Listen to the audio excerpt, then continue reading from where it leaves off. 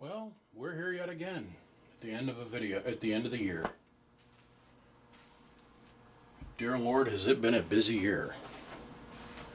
So, I normally shoot these videos after the product has been completed and here, ooh, ah, look at what I built.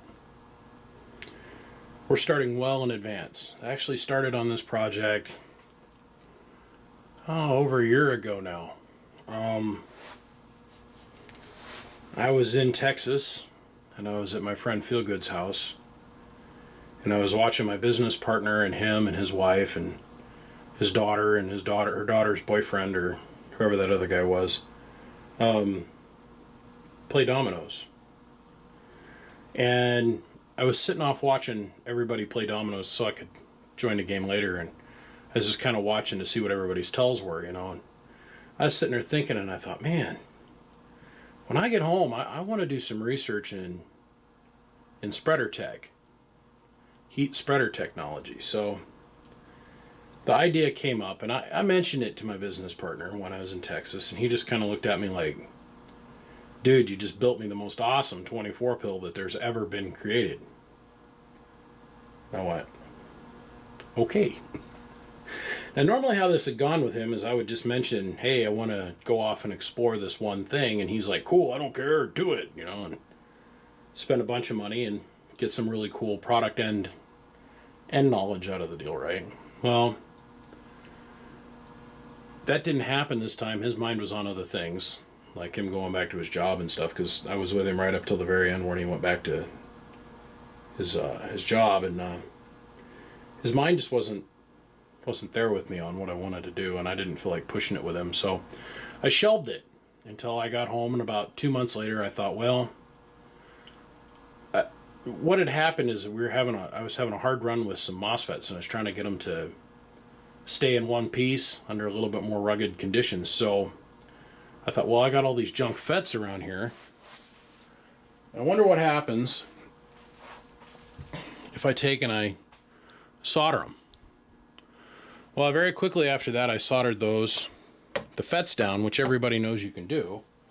But I wanted to see what all the variables were, like what the temperature was going to need to be, what was the effect on the component, how would I go about creating an environment to where I could do this, how clean the copper needed to be, how thick the copper should be. And I created a book of data, just like I do on every transistor I've ever built with, and everything I've ever done, I measure the difference between with or without whatever the modification was.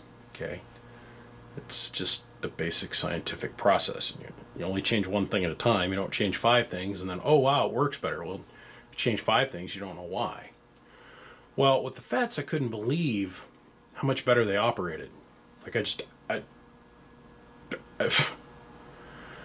got a book over here. I could open it up and tell you what the number was, but the efficiency went up. And the part's ability to cool itself went drastically up. And so with a MOSFET, you've got your gate source, which is this tab, and then you got your drain, okay?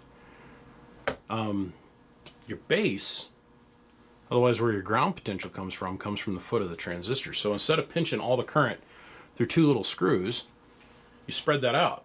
You put that on a big copper substrate and you spread it out. And when that happens, your contact surface area to your ground goes way up, because it now turns from a mechanical connection to an electrical connection. Very basic stuff, right? So then it popped into my little squirrel cage brain that I have. What if I did the same thing with Toshiba's? I thought to myself, wow, it's going to make it a real pain in the ass if the guy ever pops a pill. I mean, it's a one-way commitment. So I thought, no, I think I can work around that. Really do. So I thought, well, what if I want to go try this on, let's say, some HG components. Well, I didn't know what the material makeup, because I know the material makeup on the Toshiba was designed to be soldered. It's just the way they did things in the 80s. But since the HG 2879 is a new onset program, what I mean by that is come along, they've been in development now since 2000-ish, let's say, early to mid 2000s, somewhere in there. So I thought I'd see if I could float that part on. Well, that's this part. So bone transistor, another bone transistor MOSFETs. This actually, half of this transistor is still good. This side. This side's the one that's bad. This is when I was having problems with the development of the 9-to-1 circuitry. But you go ask some people, I have no idea what I'm talking about. And I just smile and nod and go, okay. If you guys can remember the end of year video 4 years ago, 3 years ago, was keying a 50 volt mobile BLF 188XR video for an hour. 50 volt BLF 188XR MOSFET. Mobile. I ran off 12 volts and I ran it for an hour. And I do believe 45 minutes of that was keyed with no antenna at 600 watts. Haven't seen anything else like that come out of the 11 meter community yet. Boy howdy, my teacher he beat me down on being able to get to that technology long before he was way there before I could have ever thought about doing. So kudos to him, and thank you for teaching me about that. But the next step was to figure out if I could do it with the Toshiba transistors. It seems like that's what everybody's really familiar with. Not that I don't have a lack of people calling me looking for the MOSFET amplifiers. I don't have a lot of faith in people's ability to operate the MOSFET because it takes such low drive. So we're shelving the MOSFET side of this little hunk of copper, and I'm just explaining to you guys, the other half of it. So it's like, okay, well, let's see if we can float down the Toshibas. Now, I was thinking that I needed to add the solder paste as thick as I was adding a heat conductive compound. No, it doesn't work out to be like that. You only put maybe 1/8 of the amount of surface area that you want to actually solder down, and the solder spreads out so uniformly underneath the component that it's mind-blowing. So I have to start on this video so early. Now it's just at the very beginning stages of December. And as I go through this, I'm going to try and film as much of the process. It's like I've already filmed all the video of me cutting all the stuff that's going to go into this thing that you're going to see here on camera today. This is the actual, boom, okay, let's officially start on this thing. Now I have the whole end of December, from the 14th of December until the new of the year, to finish this project, which is the longest I've ever spent allocated out for one specific project. Now, you all have seen my 32 pills, like Frankenstein's Spine, Mr. Jefferson's amplifier. You know, you all know that I can build anything from a 64 pill all the way down to a 1 pill. Demonstrated that many, many, many times. This is going to be completely different because of the technical difficulties of trying to get these things to every transistor's got to be lined up perfectly to marry up with each one of the punched holes on the board, and how we're going to go about doing that, which I'm still working that out. Still working that out. But I'm pretty sure it'll come to me. Now, the other night I'm at Metallica, and the other part of it was a lot of this is going to be hidden from view. Okay? And you guys know me, I really like to make things pretty. Okay? So we've demonstrated the ability to do this. And we've figured out how much the solder compound I need to add, so we're not going to have this huge washover like what we've got going on there with these parts. So we can set that aside. I'm watching Metallica, and they were doing Nothing Else Matters was the song that was playing. And my brain said, man, I got to build a little bit of flash. I'm thinking about this. I'm watching this incredibly ornate show taking place in front of me. I mean, that show was mind-boggling. The technology that went into it. They had drones that come up out of the stage and was flying around. They had these 80-inch flat-screen TVs on cubes that were jumping up and down from the ceiling. It was amazing. And the business aspect of how they went about getting our little event center down here, like they didn't have any single person in our event center that actually worked there. They brought in all their own people, transported all their own people, fed all their own people, provided all the food for the people at the venue. And did you know they have their own line of beer? Now, because I don't want to get sued by Lars and the boys, I'm not going to say anything more about their line of beer, because I think if I even mention the name without having the appropriate authorization from the band or the corporation of Metallica, I'd probably get in trouble. But the beer, I tried a little sip of it because we all had to, and on to other things. So The first step in doing this entire thing, and I put a little video of this up on, or not a video, a little picture of this up on Facebook, and nobody had a clue what I was talking about. I put up a little comment today, a little thing. I've only yet begun. To get to here was an insane process of a lot of patience, and I thank God for my friend who spent, I don't know, untold amount of hours making this possible. I gave him a little chunk of this copper, and I called up my friend and said, listen, man, I got a project I want to do. And he says to me, he goes, really? And I said, yeah, and I need your help. Now, we're going to refer to him as Mr. P. Mr. P, my brother was supposed to be my best man at my wedding here several years ago, and my brother was out of town working when the wedding date was actually picked and wasn't able to actually come and do those duties. So Mr. P very graciously stepped in, actually put on a suit, combed his hair for the first time since I've met him, and came and did those duties for me. We're friends, is what I'm getting at. We've met. I called him and I said, man, listen, I trust you, I like you, I love you, and I respect you. I need your help. And he goes, well, I got your back, man. Whatever you need to do, I'm there. I said, I need your help. I need your help creating something. So I sat him down and explained to him what I wanted to do, and he just looked at me and goes, damn, really? And I said, yep, really. He goes, well, what's the first step? I said, I need you to take these pieces of heat sink, and I need you to get whatever bit that you need to get into your mill. And by the way, Mr. P has got a shop that is just, oh. He's got more money spent on welders in his place. I mean, he's got like one of every Miller welder that you can get, and he's got a Bridgeport, and I mean, and he's my age, right?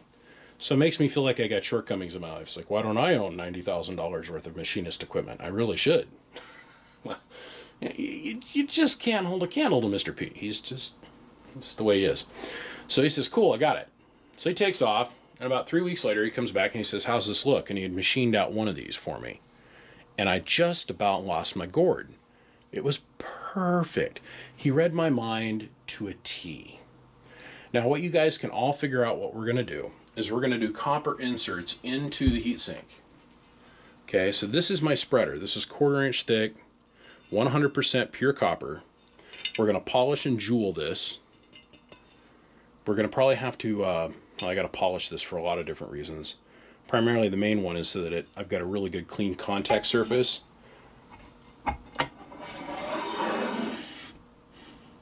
Now that is perfectly flat, because I took this bar of copper and I had it surfaced. When you get this, when you get slabs of copper like this, they're not actually flat, they're a little bit bowed because they're extruded to this thickness. So the extrusion process makes it not perfectly flat. These were machine flat, believe it or not.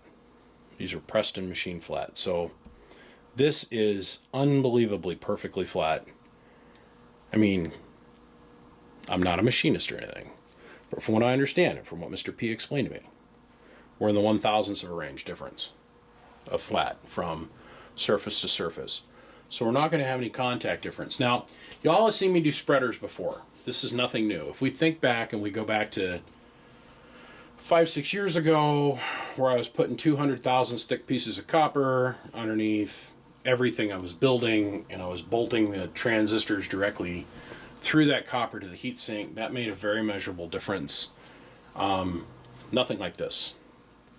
This is much, much thicker, although I'm stuck within a certain constraints. So I have to work within certain constraints. So constraint being the cabinet, the board, the space between the board and the cabinet floor, the cabinet side supports of the cabinet. So I had to go this route. It would have been much easier, and there would have been a whole lot more structural integrity for me to work with if I wouldn't have had to machine big giant channels down the middle of the heatsink.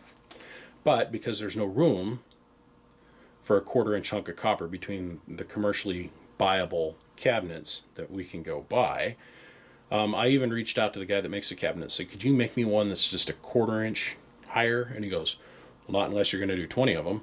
And that makes sense. I mean, you're not going to go do a copper run. You're not going to make a cabinet run for one cabinet. And I kind of tiddly-winked around with the idea, thinking that, you know, maybe I could build some spacers, right? And I'll stand the board up off spacers, and I don't need to go through it. And I was like, no. In my head, this is what I seen, and I want to build what's in my mind, right? So even before this project got started, I had to find somebody to build it for, because I'm not going to go build this for myself. This is an insane amount of energy and effort, a whole huge undertaking, I got to spin up all my buddies to get this thing done, right? So I had a friend of mine. He's a collector. He's one of these guys that just has got to have one of every single thing everybody else does. So he's a big fan of myself and another builder, and the other builder built him a 32, and he says to me, would you like to build me one? And I said, only if you let me do a couple different things to it. And he goes, what do you mean? I said, well, I want to do some radical shit. Now, this guy is one of the sweetest and tenderest people I've ever met. He is literally straight up, straight down, just a dude's dude. There's no bullshit with this guy. You tell him what you're going to do, you tell him what the price is. If he's in for the project, he's going to pay for it, and then he leaves you alone.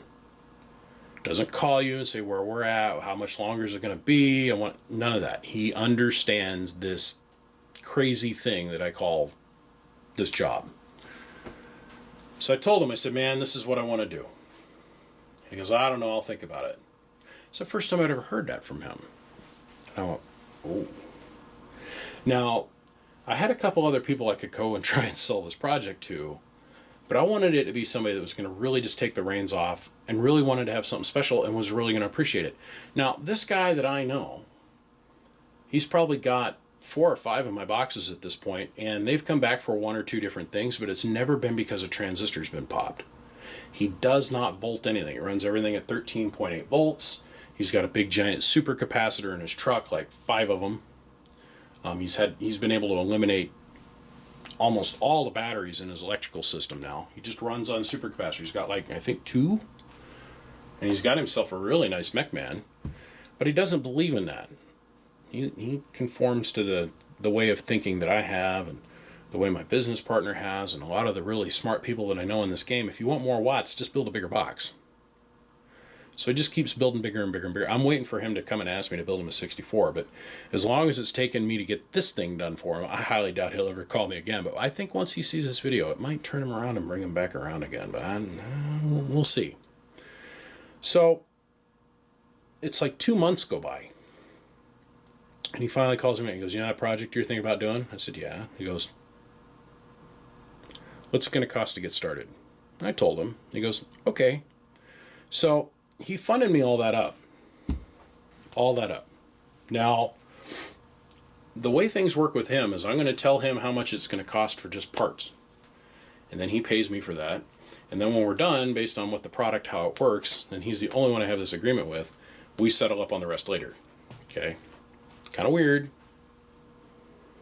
I always get paid what I think I'm going to get paid, and then he always turns around and gives me a bonus. I don't know why, but he does. So, not looking that in the teeth, because that is an unbelievably wonderful gift.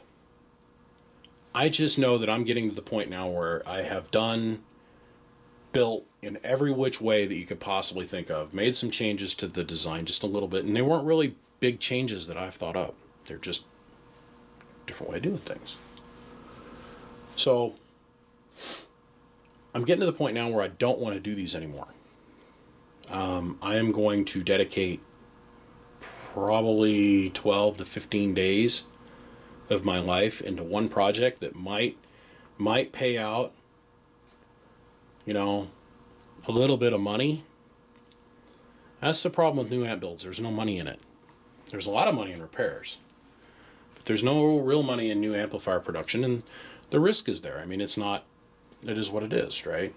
So I'm not too interested in doing any more of these like this and in this style. But we do know that there's going to be a dramatic difference in how well this amp operates just because of the way the ground current's going to be able to flow to the components. Now, I've tinkered with this in every single one of these videos that I've done. Mr. Jefferson's had a big set of bars that went down the side and they were soldered down, then a big bar that went across the back, and then I built Frankenstein's spine where I had a big distribution bar that went down the middle, and I built all these cool wire ribs that came off, and I mean, those are some incredibly sexy looking amps. Mr. Jefferson's box has been out there running like a train stop whistle non-stop since I sent it to him. Okay. They're just pretty pieces of art. So I was watching this show about artists the other day, and like, I don't get paintings or I don't get any of that, but this stuff I find is beautiful. A lot of the people that are going to watch this video, they're going to think this is beautiful, because that's what this is. This is a piece of art that we've come to be attuned to thinking that is beautiful. I'm an artist, and I'm also a repairman, and I'm very comfortable with that. I embrace those things.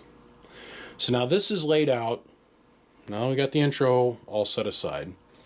So my friend was willing to jump off the bridge with me, and we're going to go down this path, me and him.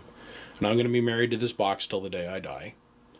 It's like he'll probably be married to this thing till the day he dies. His widow will probably call me 20 years, 30 years from now when he passes and goes on to Jesus. And she's going to be like, do you know anybody that wants to buy this? I'm going to be like, let me ask a couple cats. This thing's going to be bad. And we're going to beat the crap out of it. But we're going to build this thing. We're going to build it well. The only things that I have concerns on is how much. There's very little play in that, which gives me very little free float space for thermal compound between the copper and the heatsink, its actual self. And one of the things we're going to overcome is how are we going to go about attaching copper to the aluminum and doing it uniformly.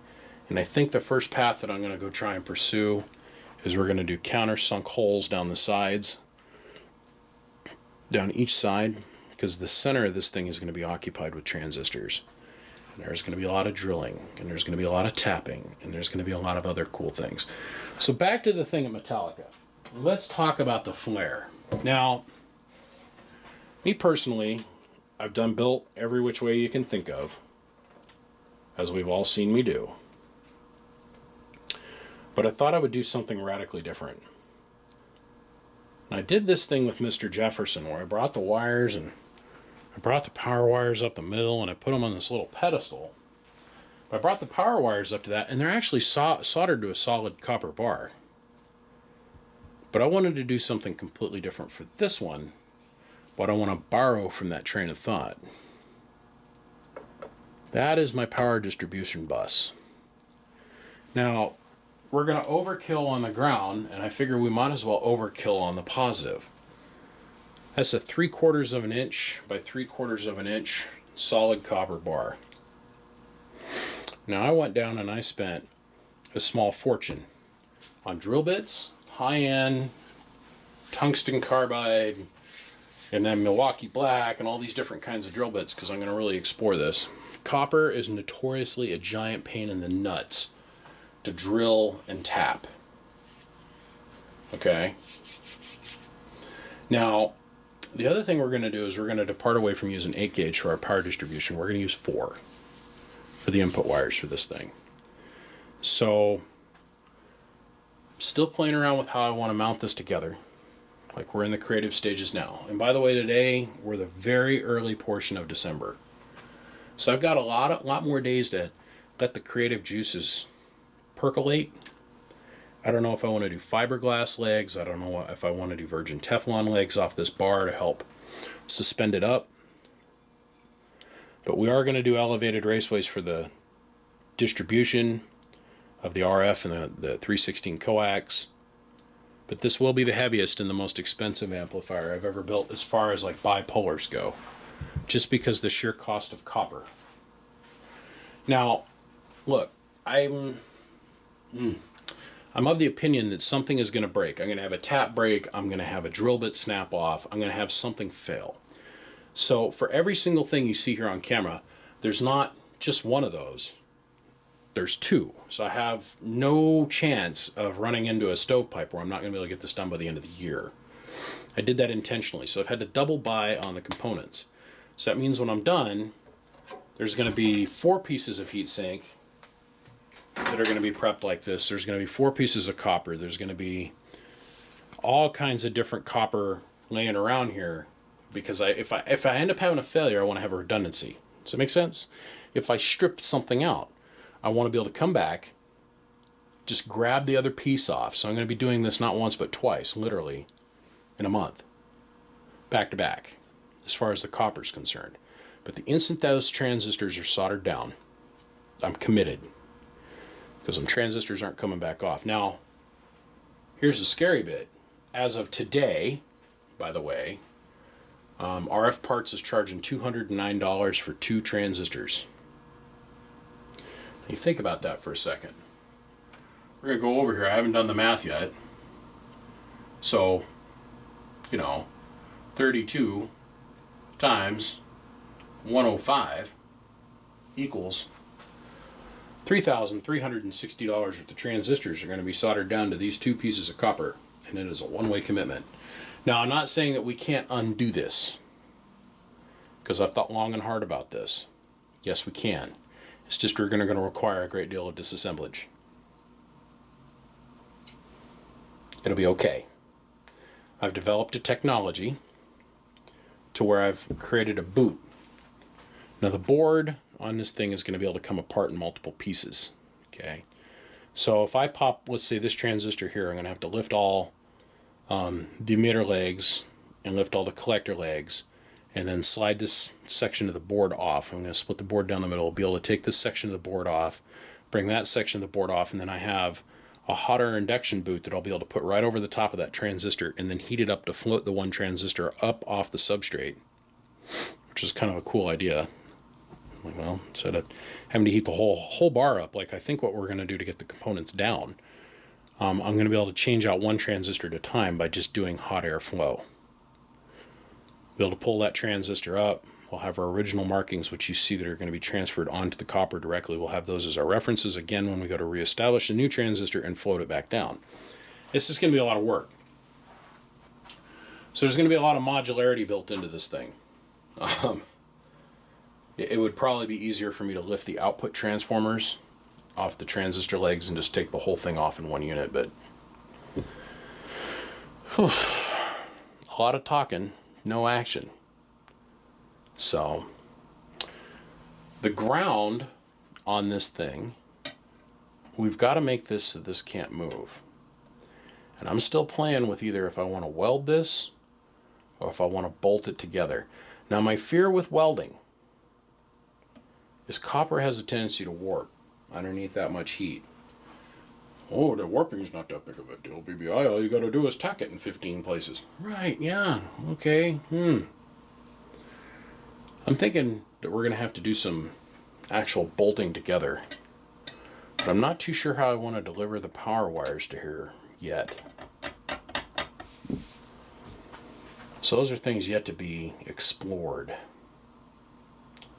I might do a through board distribution where this is my top distribution for ground. And then I go and I get myself some very long stainless steel hardware and then go through the phenolic into this under copper substrate and then bolt the whole thing together in a sandwich. Like I said, the creative process has started. Let's see where I go from here. What do you think? Guys, before we even get rolling on this thing, I want to say thank you. I appreciate y'all coming by to watch out what I'm doing at the end of the year. This is going to be one of the longest videos I've ever made. And I appreciate everybody that's going to sit down and watch it from beginning to end. On that note, gentlemen, let's get on with building the copper mine and the show. So, here is our template board.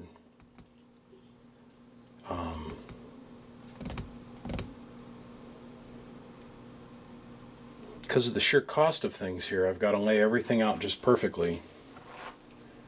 And I get one opportunity to do it.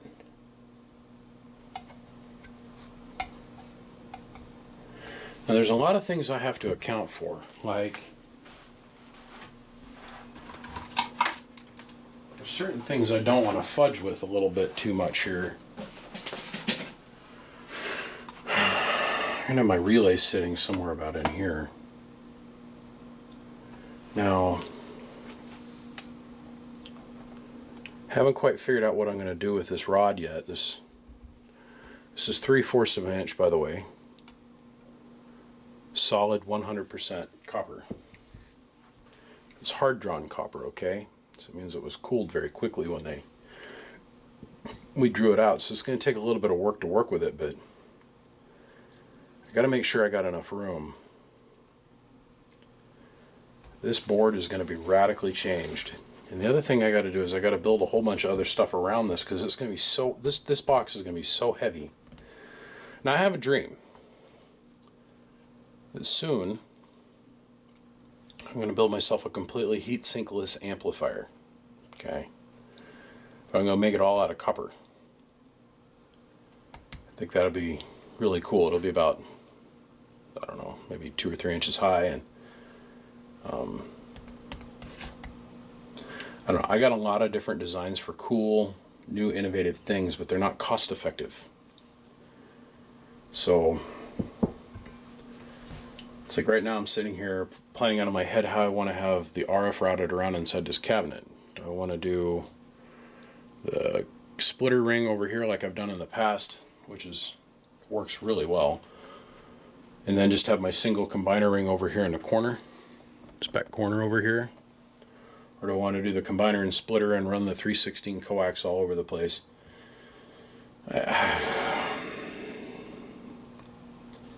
I know how I want this to look. And I know how the underside of this, I want to make this work. And mechanically, I'll be hooked together electrically.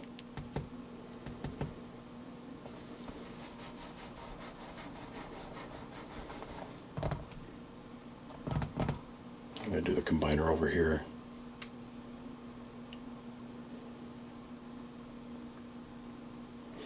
Alright, well, I know what I set up for. Let's work on that, I guess. There's nothing like a new Sharpie, I'm here to tell you. So we're going to say, just rough eyeballing it. I can put the end of the bar here.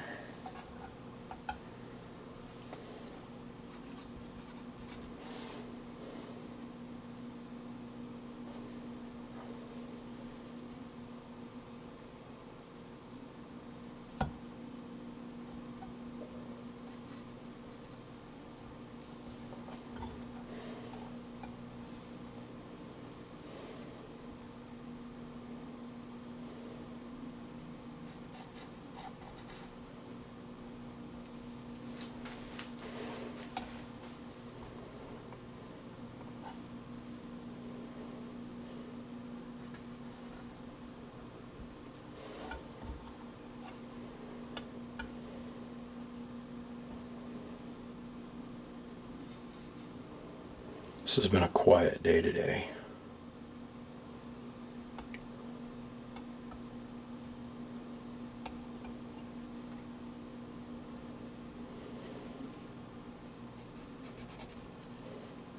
It's been nice. Only got about 40 phone calls today. So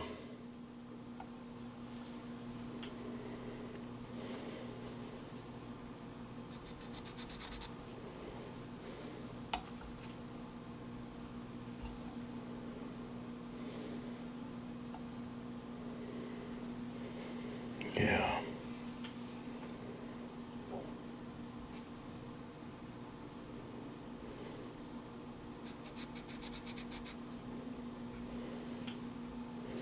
Got to hang out with my goddaughter today.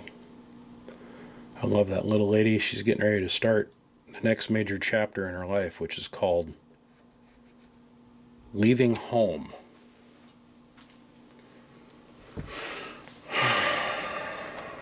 With her new husband.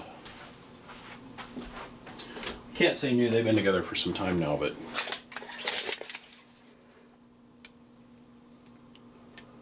so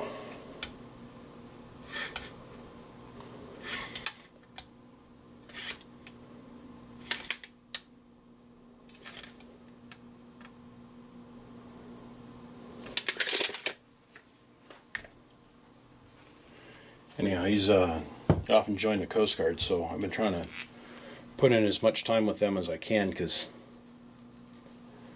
I don't know how much longer we're going to have access to them before she decides to, well, when he gets out of boot, whatnot, move. So it was nice to get to spend some time with them tonight.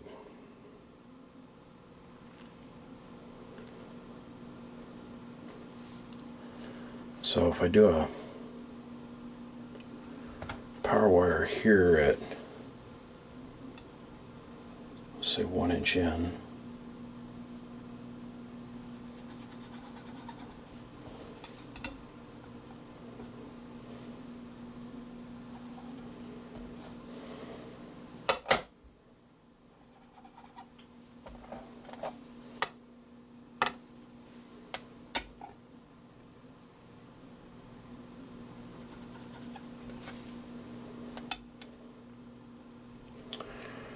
anyhow, back on track. This bar is going to be the nexus, the center of everything here. So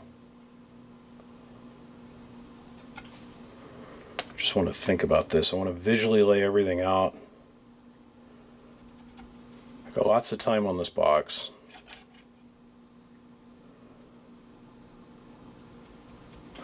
So I want to visually lay everything out before I do anything.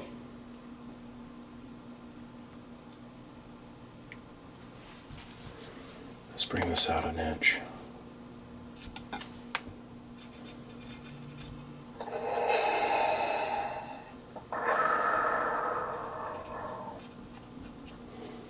Okay.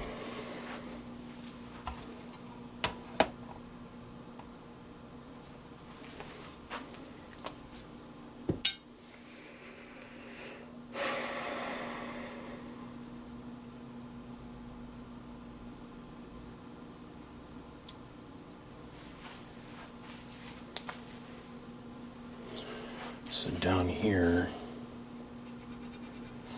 I'll put an aux hook up.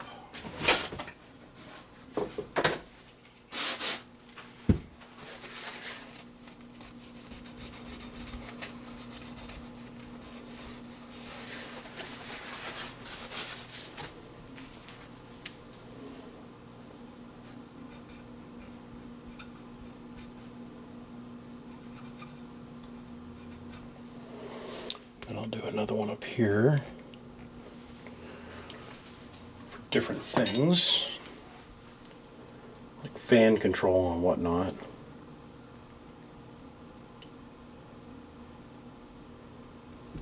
That'll work.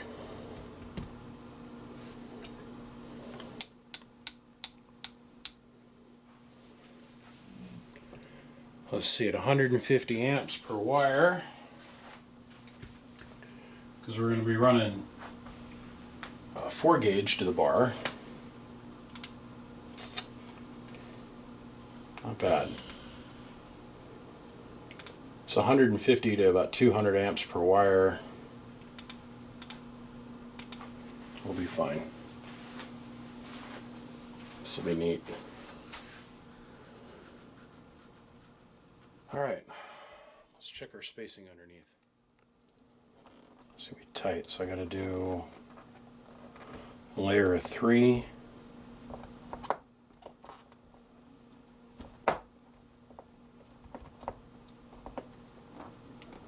So 6, 7. I can make that fit. Okay. I think I can make that work.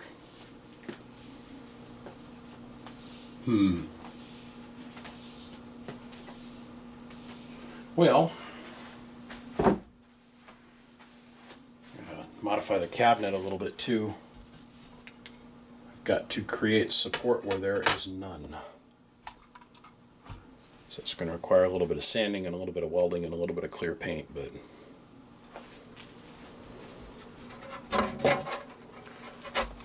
I'll clean this board up and I'll do some magical shit with it. So here's the plan: is we're going to solder the transistors to these heatsink, 1/4 inch thick heatsink bars, and then in turn, instead of having just a little tiny narrow strip of heatsink that's getting used, this whole surface area now becomes the electrical heat conductor for the energy of heat. And we're also going to tie this together with a copper distribution bus. And I think we're going to weld this. Probably we're going to bolt this together so we can get my precise adjustments. Then we're going to weld it, because copper is such a booger when you go to weld it. It tends you to warp and do a whole bunch of other crazy stuff. So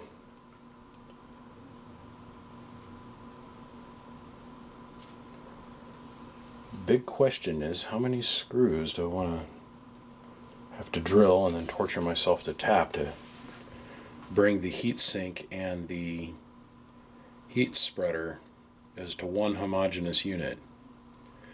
See, I have to make this so I can disassemble it. So let's say he goes and he pops a transistor over here. I have to make this so that I can take this apart. It might be very labor intensive, but I can take it apart and then I can float the transistor off with air inducted iron, be able to pull that transistor off, put another one in its place, and solder it back down. Although I highly doubt it. I gotta be very careful who I sell this to. Okay, so the guy that I'm selling this to takes insanely good care of his equipment. That being said, plan for the best, or plan for the worst, pray for the best.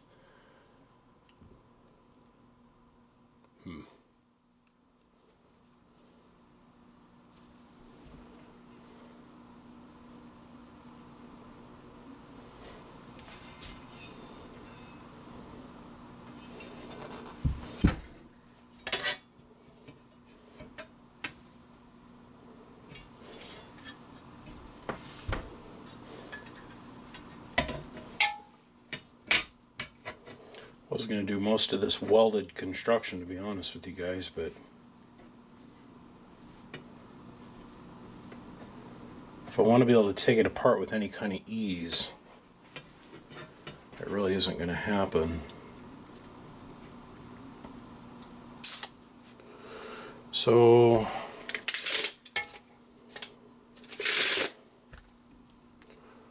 17.5 is our heat sink bed.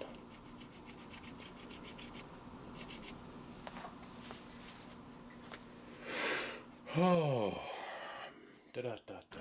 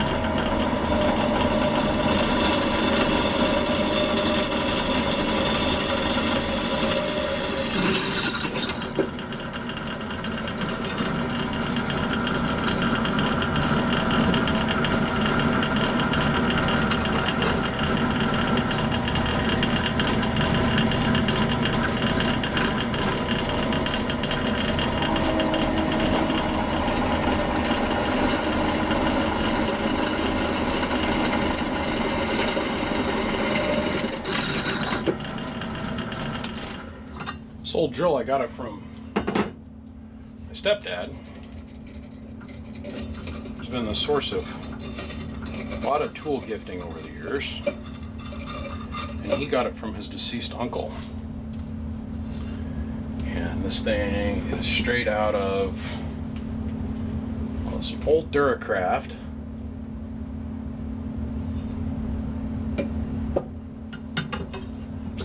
got to be an old press.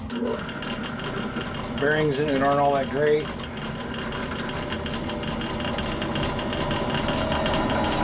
But it's not like I can't just go buy another one if I wanted to, but this little guy works. I've got a bigger one.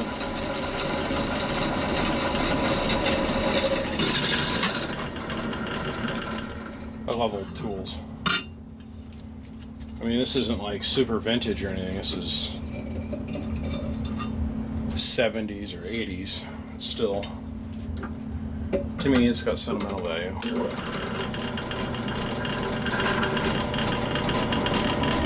It's going to work just fine to punch some holes in some copper, I think.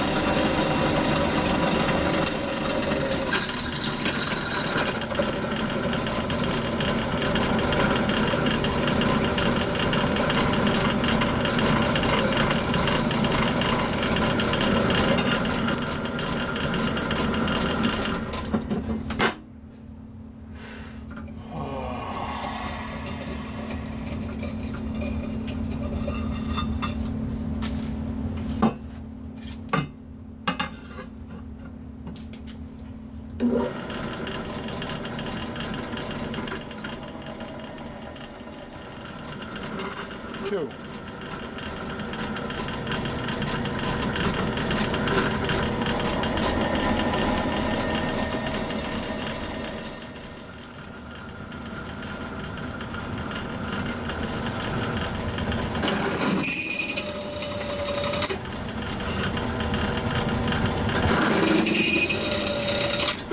I want to buy me a mini lathe with a mill attached to it.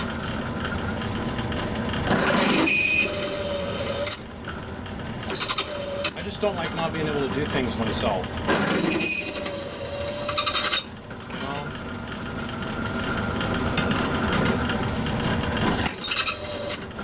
I've always been one of those guys that, fuck it, I can just...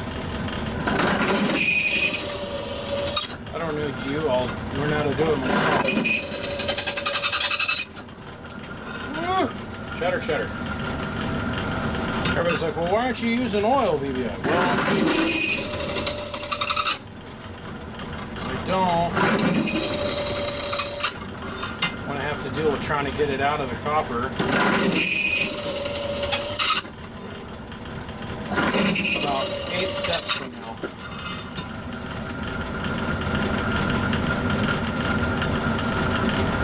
So I don't care what it does to the bits.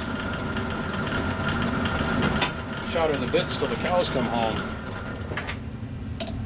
I care less about that. I go to solder these things, I gotta have a really clean piece of copper, which I know I've got.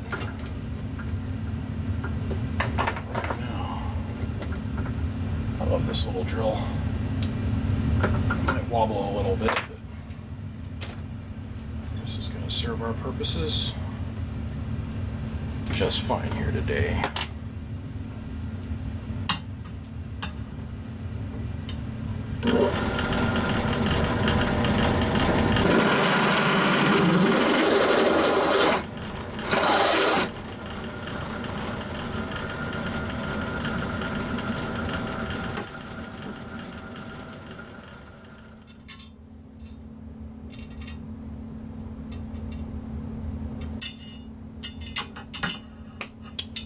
That'll work.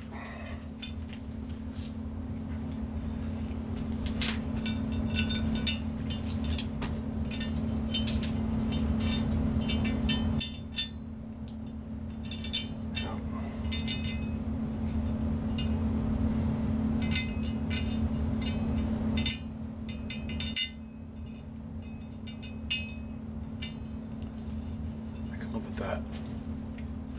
Okay, on to the next thing.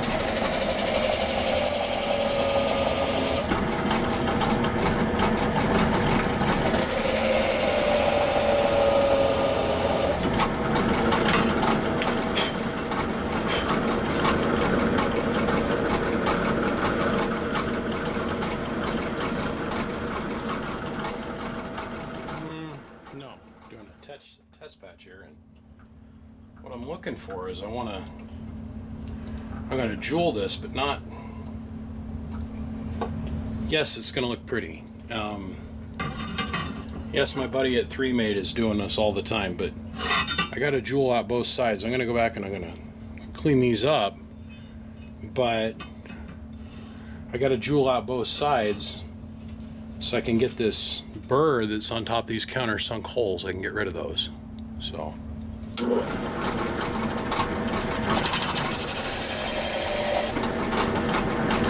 Use a tiny bit more aggressive pad.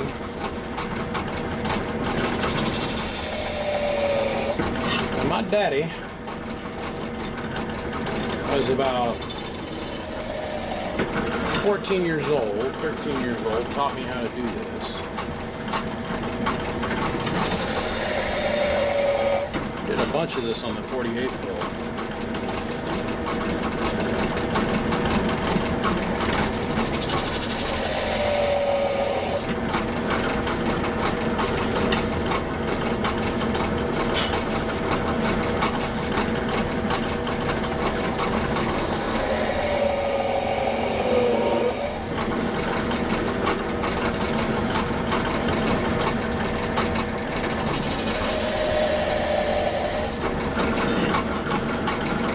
That's what I'm talking about.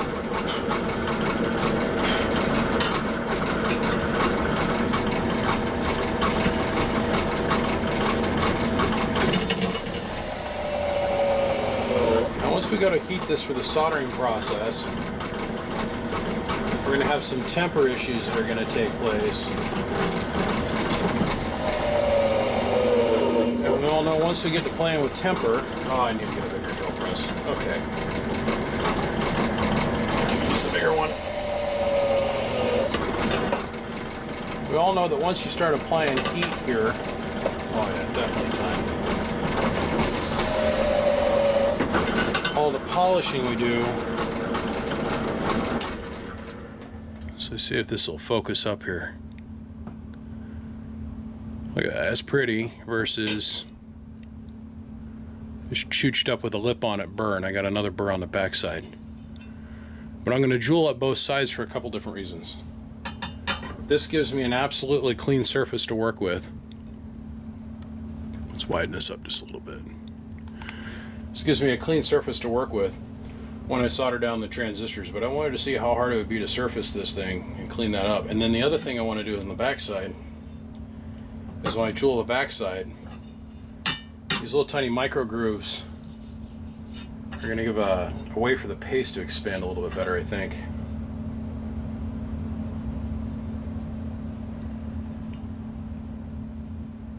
That'll work. That will work. This is a number 25 drill bit.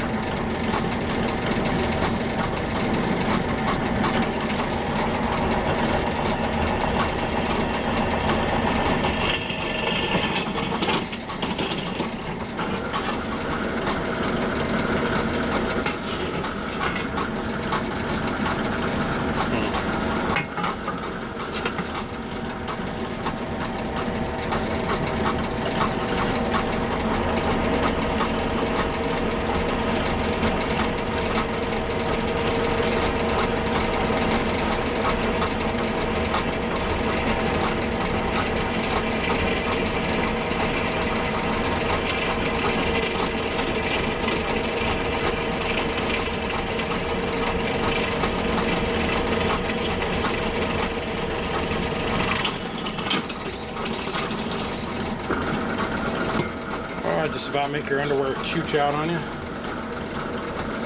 Yeah, right in the middle, almost right on the middle of the fin. Watch that drill bit.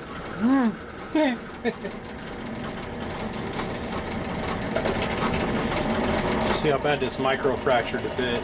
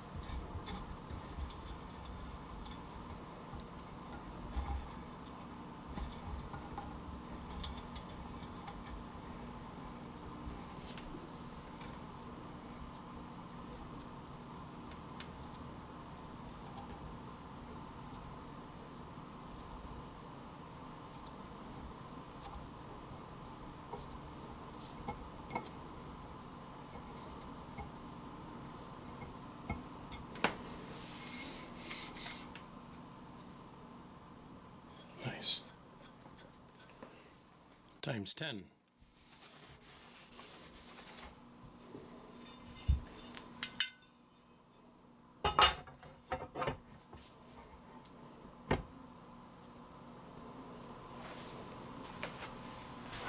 Nice. Okay.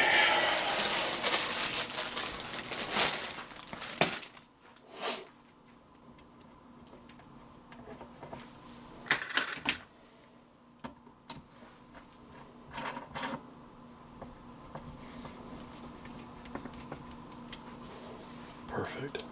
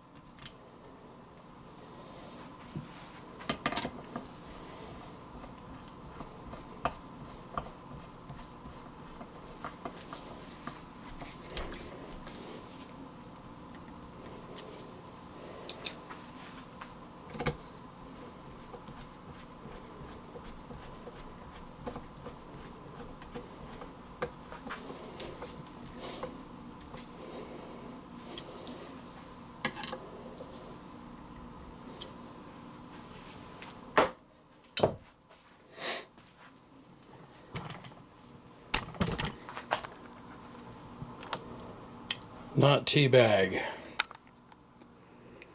Not teabag at all.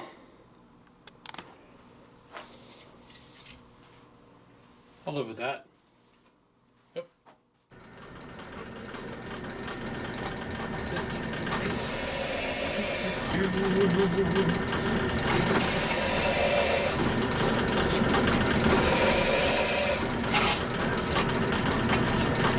Only you and me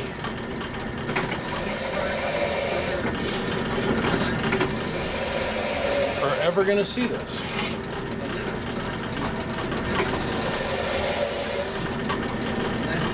But we're going to do it anyhow.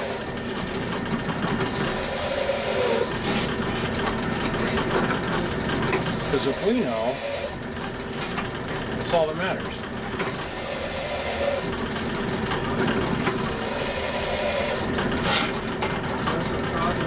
I want a very clean,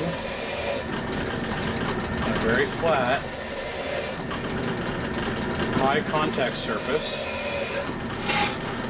for this copper stock to sit against.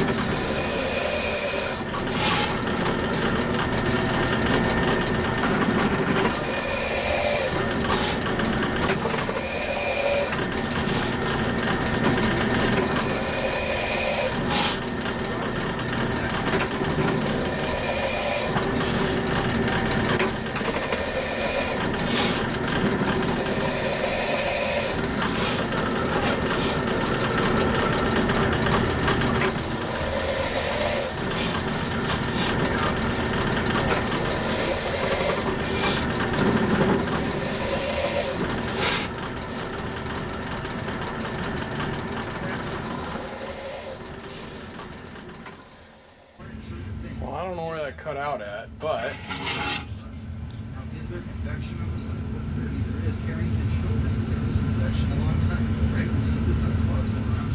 The sun has. we're going to call that good. So that forbids. And now for this bit. Woo! So entertaining. Making copper dust. Once again, not a surface that we're going to see, but you and I will know.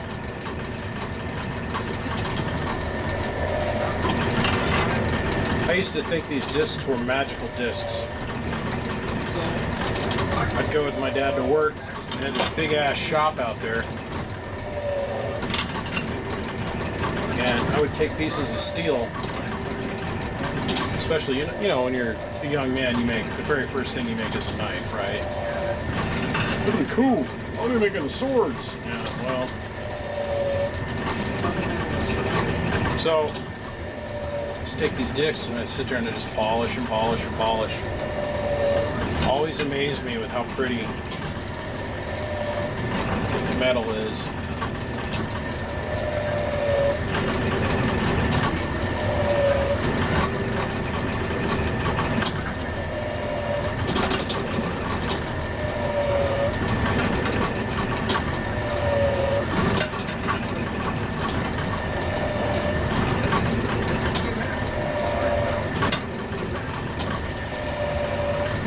last year on the City Brothers,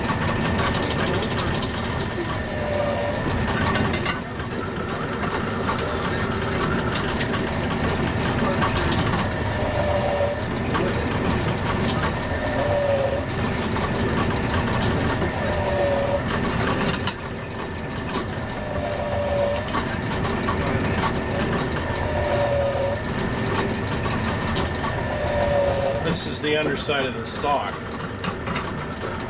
I'm doing it in this reason for an order, because I still got to go through and drill down all the mount screws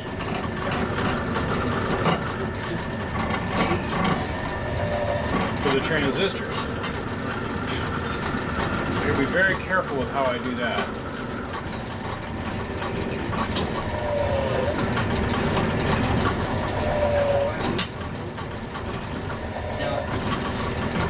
Oh man, hook this up on an air DA and just sit there and, you know, polish the shit out of stuff. Oh, I loved it.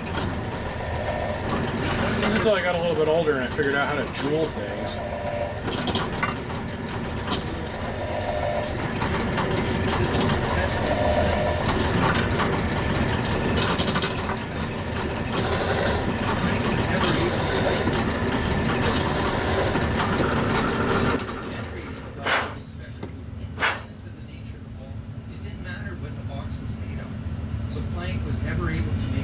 Perfect.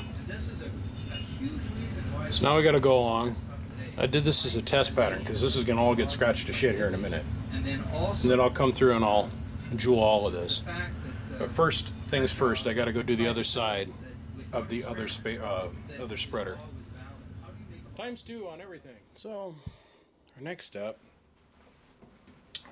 and we're going to jewel out this whole surface too, but just doing that as a test patch. I want to see how well it knocked down the high points for countersinking this. So just got a couple screws in here. This being screwed into an aluminum bed, we got to be careful that I don't torque them in there too many times, or we're going to end up having some problems. So our next step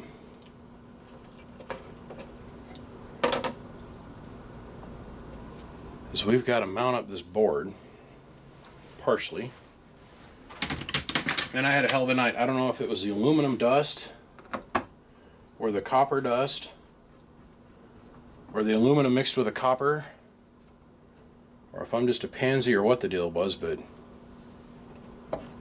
oh man, I got done working out here last night and I had to go shower, and it was like running water up my nose, and oh, face felt like it was on fire. So anyhow, today, as we go through our little process of doing things, we're going to be using a dust mask. Dusk. Well, yes, it's almost dark. The other thing we do is after we get this mounted,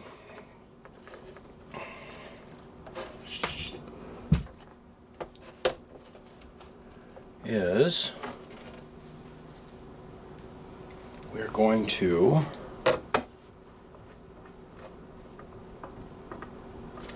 map out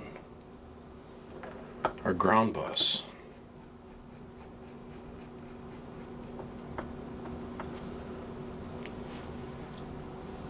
I think I figured out how I want to do the positive rail.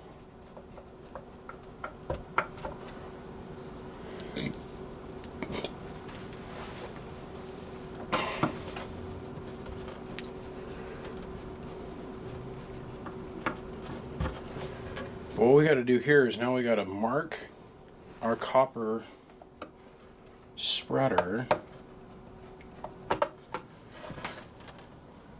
Something right here. Mark our copper spreader and get ready for us to put some transistors down on this copper spreader. It's our primary goal tonight, which is not going to be a small, simple task. So now we have this mounted together. Ooh, that's heavy. I'm going to have to come up with some supports for this. So I went ahead and I took a minute and I trued up my cuts on the back end of the heat sinks here. And we're going to take this copper bar and we're going to mount it so it's like so. And then I'm going to have 3 screws coming off the each end of these. And we're going to bring them straight back. Our ground eyelets. So this copper bus is going to be 100% of our ground. It's going to look sick. Now, I was thinking about soldering this, or not soldering, but welding this together, like heliarc welding all of this together. I was really considering that. But now I think I should probably go with a mechanical connection just for the ease of disassembly. Alright? That, and once I weld all this together, this won't be able to shift. And once you see what I got to do to this board here, I'm literally going to have to cut it up the middle. You'll see why here in a few. Oh, Decisions. I'm super nervous to film this because I'm afraid that as soon as I do, I'm going to have a drill bit snap off, and I'm not using my clutch-o-matic, but we're going to give it a shot here. See what we get.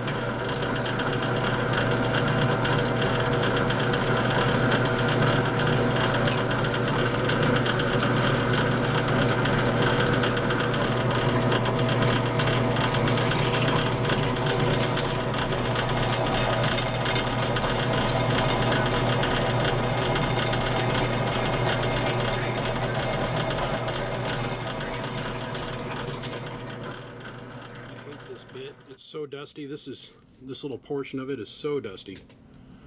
Man, this screwed me up yesterday. So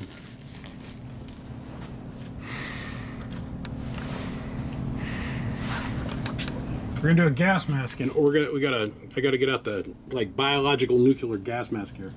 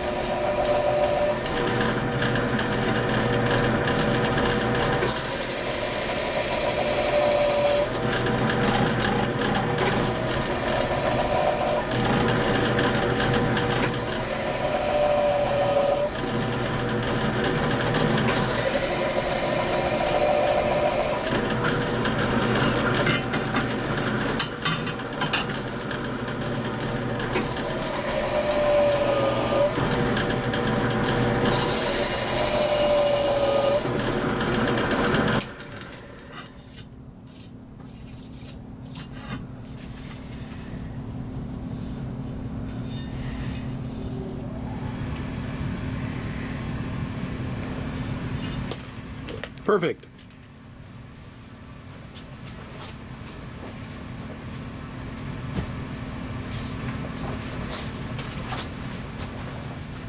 Now I gotta do it to the other one. Yay, part 2. This is where we start getting into the scary bit. So I've only got one chance to get this right. And I'm about ready to solder down almost $4,000 worth of transistors. These guys. The unobtainiums, blast from the past, 2879s. So, this is the magic shmoo.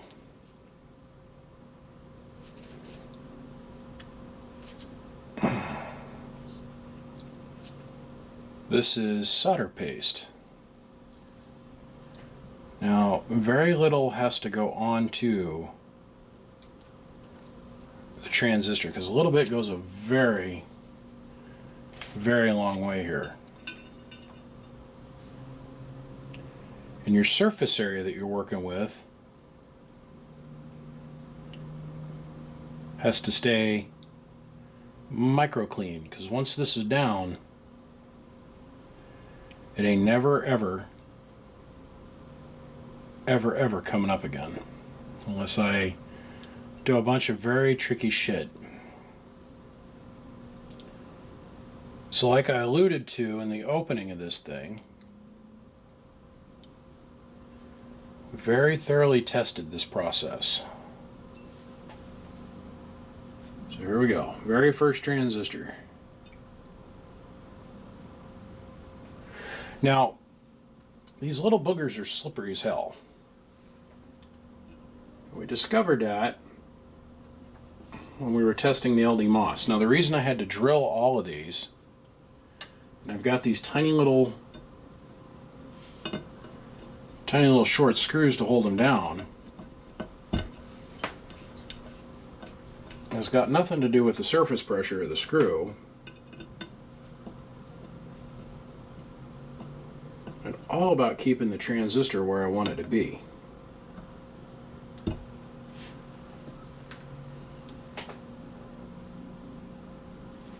It's perfect. I just got to replicate that same action 32 more times. Come on.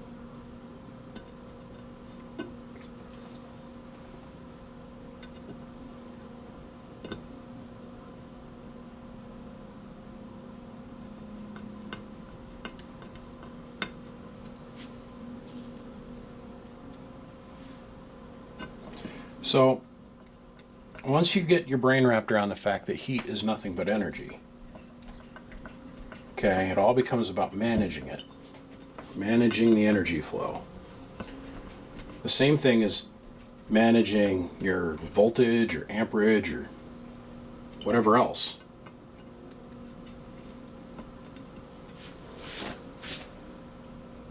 By soldering them to this plate, instead of having just a little tiny surface area of the bottom of the transistor, it's now got this whole copper sheet.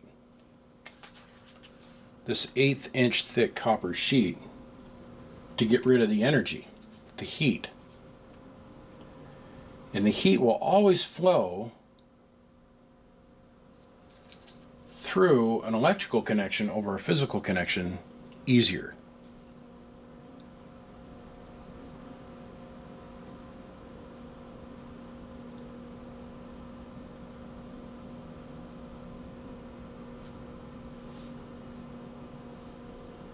I was just gobsmacked when I did my very first LD MOS box where the transistors were soldered down and weren't held down with a mechanical connection.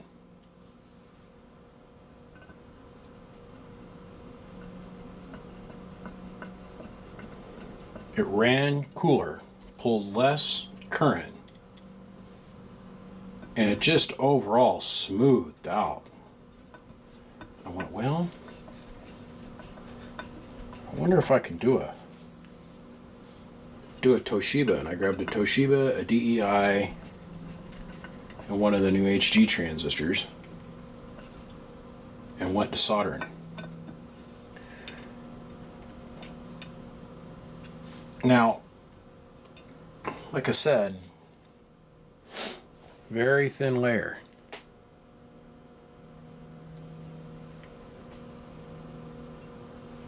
But it ain't going to take much more than that to get this job done.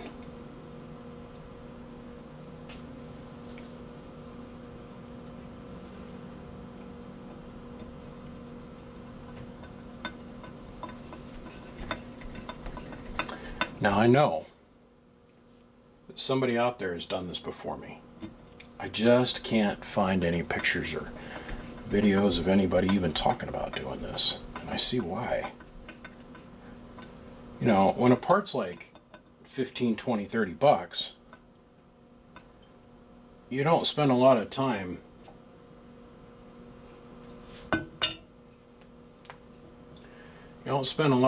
worried about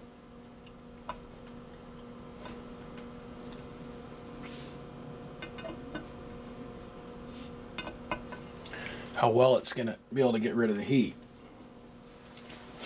You don't care. Oh, these are 105 and climbing now a piece. So there's $1,700 worth of transistors on this piece of copper.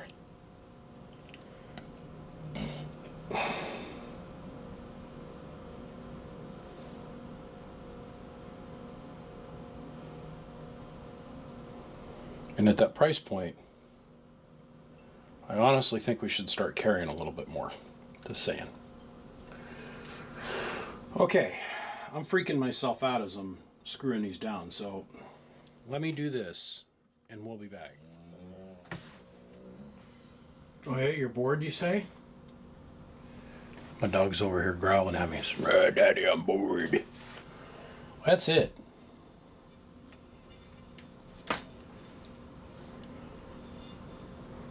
$1,600+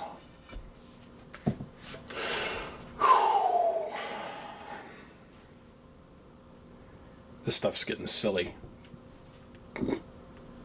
Let's see, what is this exactly? So they're 105 today a piece. He has 16. So versus 320 with the HGs. Just food for thought. Now, I'm going to go do this. I'm going to try this and see how well this works out, which I'm sure it's going to work out beautifully.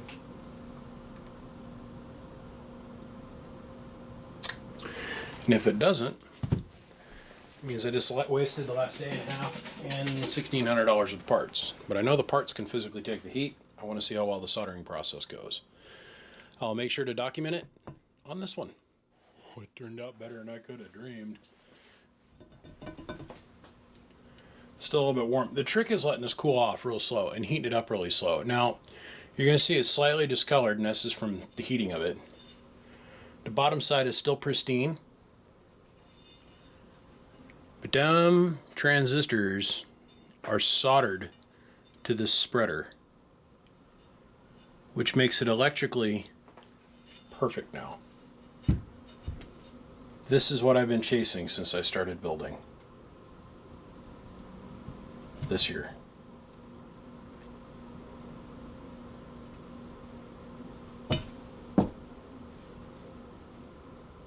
Friggin' slick. Let's do it again. Okay, so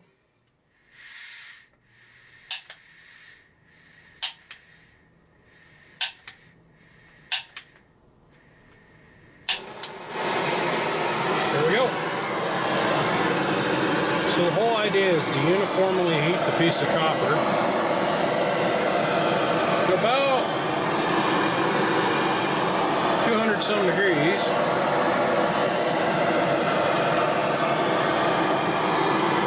Done our job right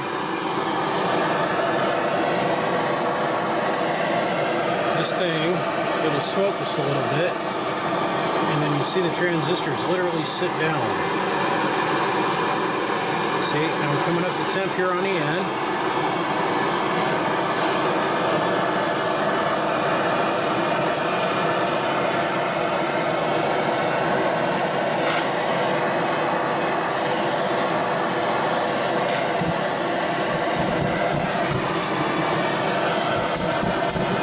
Born in fire, baby.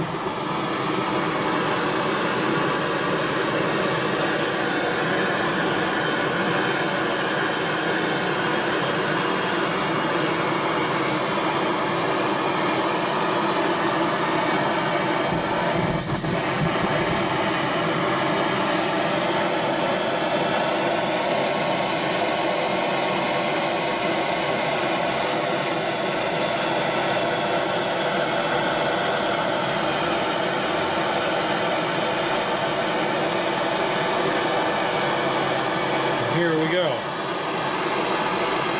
Now we're getting up to temp. If you look real close, you'll be able to see the transistor sizzling just a little bit. Right at the feet. What that is that's the flux cooking off.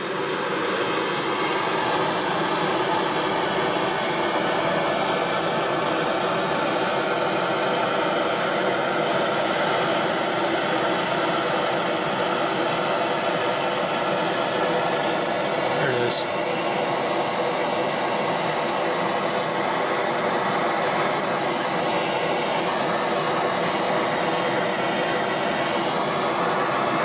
And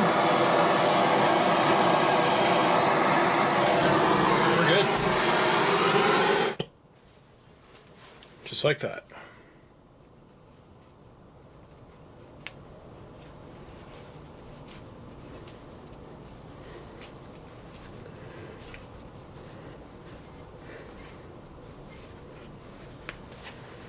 Now, it sits here for the next hour and slowly cools. Did I get it? No, I didn't get it all.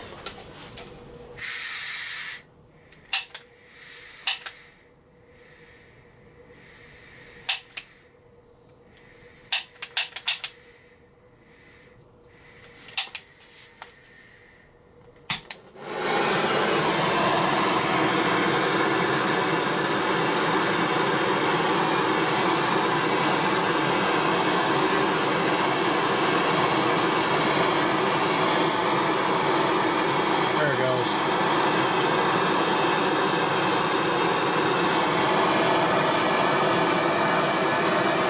There they go. Boom, just like that.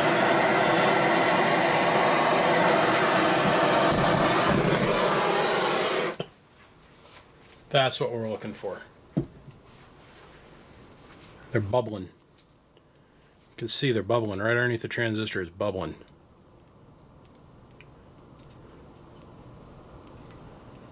Perfect. Absolutely perfect. Now as the copper cools down, it's going to change color.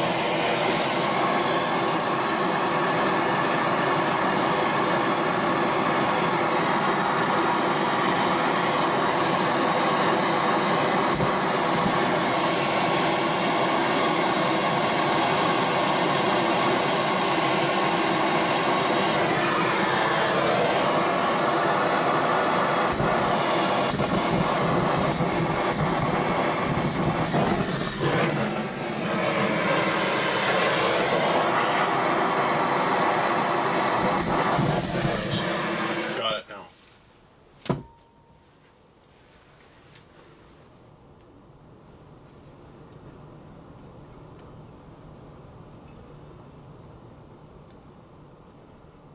Perfect.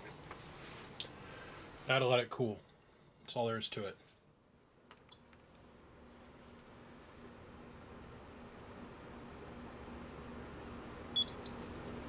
Gain is 73.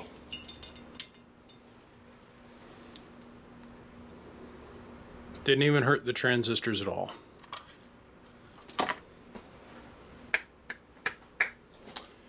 Now this is the part I have been waiting and waiting and waiting. Let me grab some gloves and all the other stuff I need to do to get this done. Hold on one second. So now, what I want to do is give everything a thorough bath.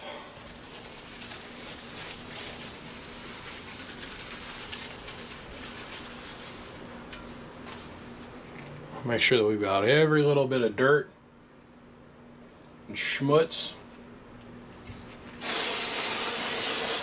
and dust off this thing. Can't be any little hunks of copper, anything that's going to cause a completely imperfect contact surface. Clean that off. All right. Away we go.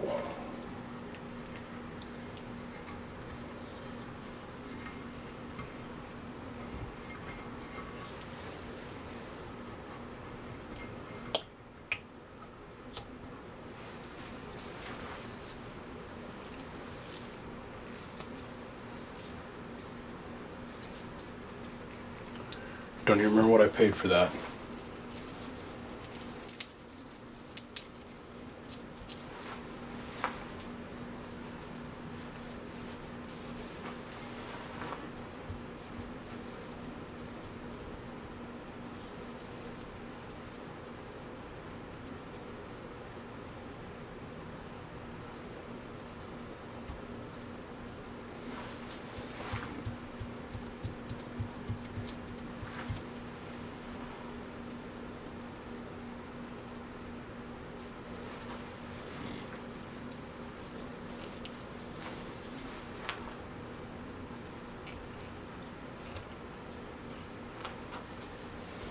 I watched a study where a guy did 2 pieces of plexi, and then he pushed them together.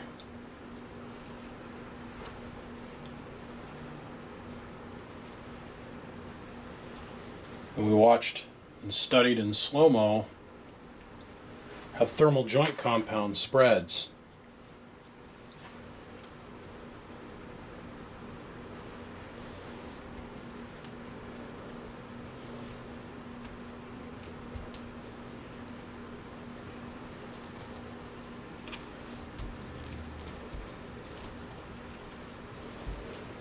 I personally believe, because we've added so many screws to hold this thing together, as long as I got compound thoroughly on the heatsink, it's going to make fairly decent contact with our copper spreader. I don't believe I need to coat both sides.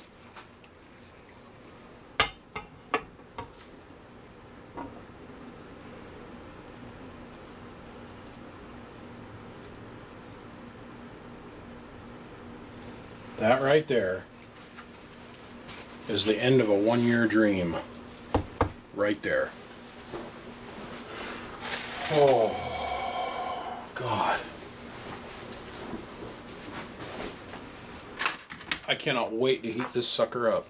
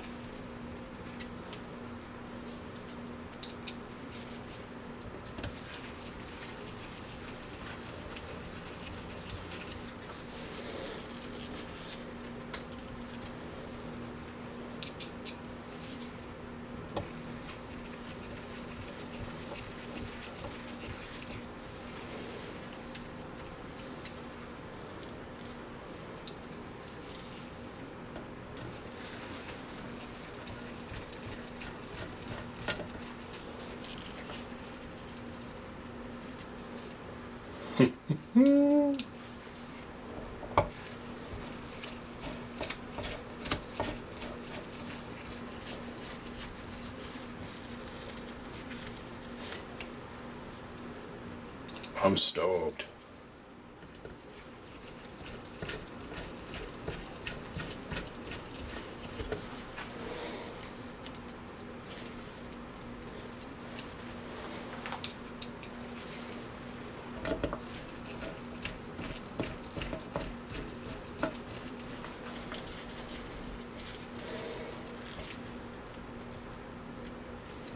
This is 100%.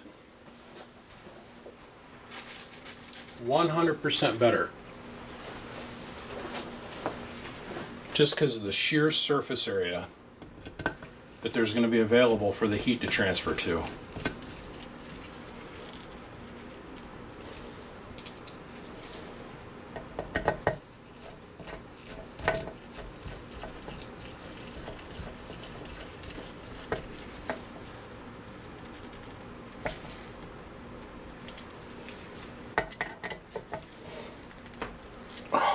That's on there.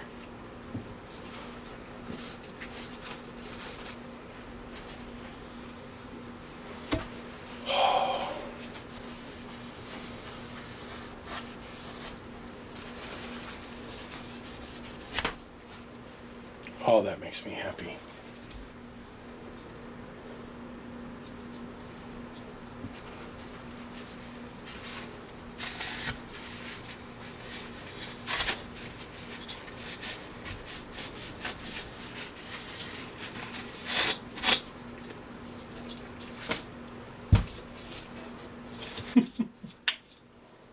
I got a little schmutz out the end of it here, yep.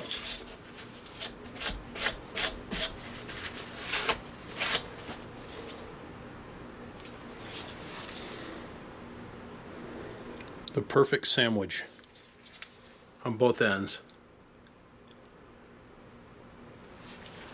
Tight and clean. Oh, that makes me happy. Man, I can't, oh man, that makes me so happy right there. The gloves I was wearing, a little tiny bit of oil on them. So when I went to push down on these, leaves just a little bit of oily residue on top of the transistors.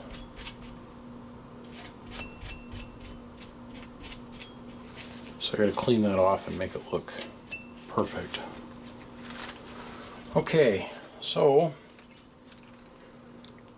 let's do this again. This time,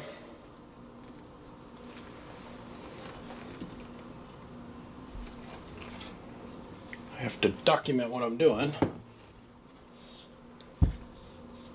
so I can share it with my Facebook family.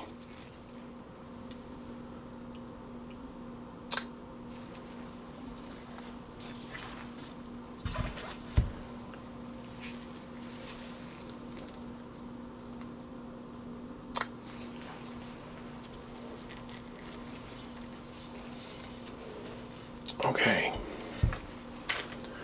Same thing as before.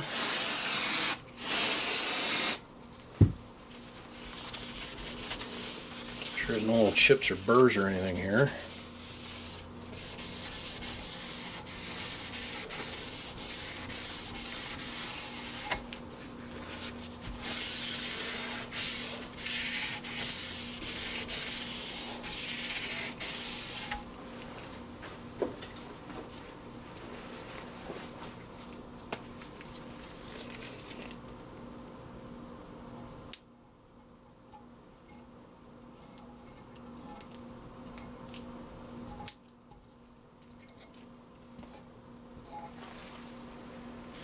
There's one whole tube of heatsink compound.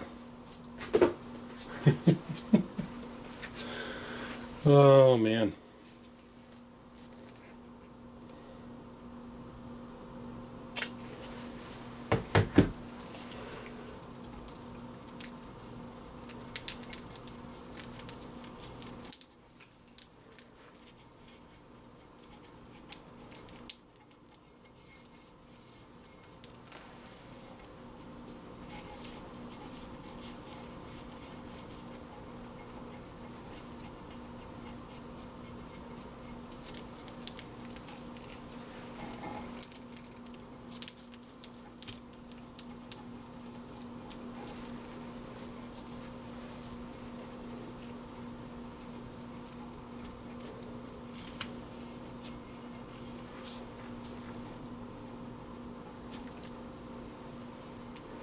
If you could watch the heat build, like I can't tell you how many videos I've shot where I've got the FLIR sitting down at the end of the cabinet, and for some reason the resolution on the FLIR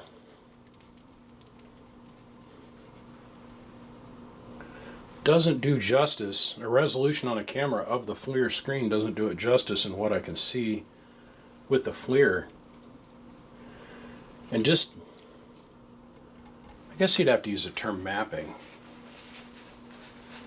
If I was mapping it with the FLIR, you could watch the heat build down the first or the center fins. It just builds and builds and builds right around. I mean, you'll have right in the middle of the heatsink stock, you'll have 3 sets of fins that are like double the heat.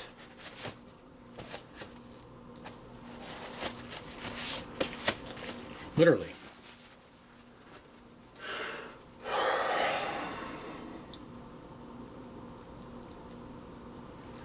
And then you can watch the heat just wick out into the rest of the heatsink. Where the copper has an electrical connection now, that wicking effect, that hypersaturation of one particular set of fins is now going to get spread out.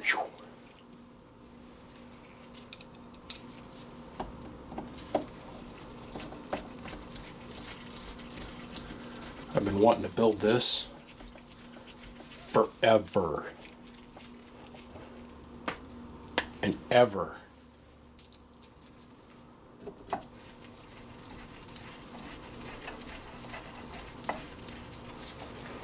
We're going to try and, just like we did on the first one, gotta torque it down unevenly to give the heat sink compound a chance to spread out. Now, if you think about it, I'm going to have like an 1.5 inch size dot area underneath each one of these contact points. It's going to have slightly more surface pressure applied to it because the copper is going to bow just a little bit no matter what I do. But that's why I went with such a thick spreader, is because I wanted to try and keep that pressure uniformly.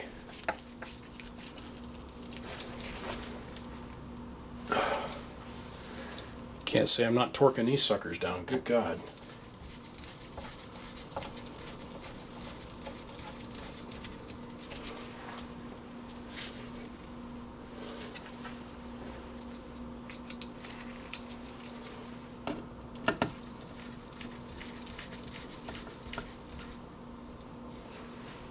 Make a cool picture.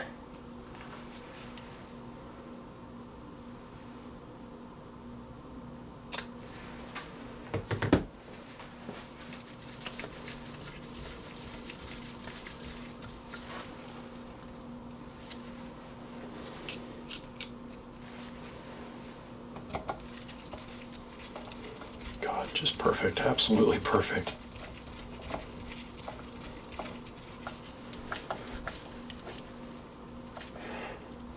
Tomorrow what I got to do is the board.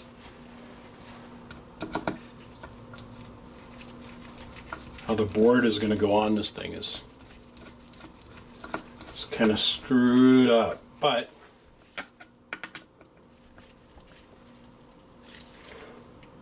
I think we got a way to work around it and make it fairly solid, because these heat sinks, I think I'll shoot that. I'll do a little segment on that, because I know I got another set of these stocks of heat sinks. Are really heavy. Copper versus the aluminum, you know, the copper's a little bit more dense, you know, just a little bit more mass to it. This will probably be the heaviest mobile box I've ever built, and that includes that 42 build. Okay.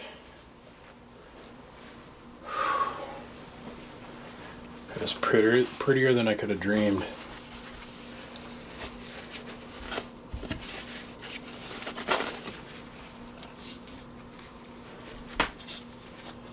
Oh yeah, get shit squirting out the end here.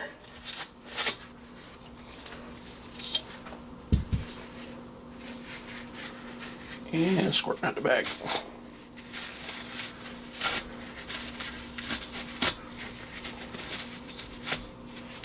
Sweet.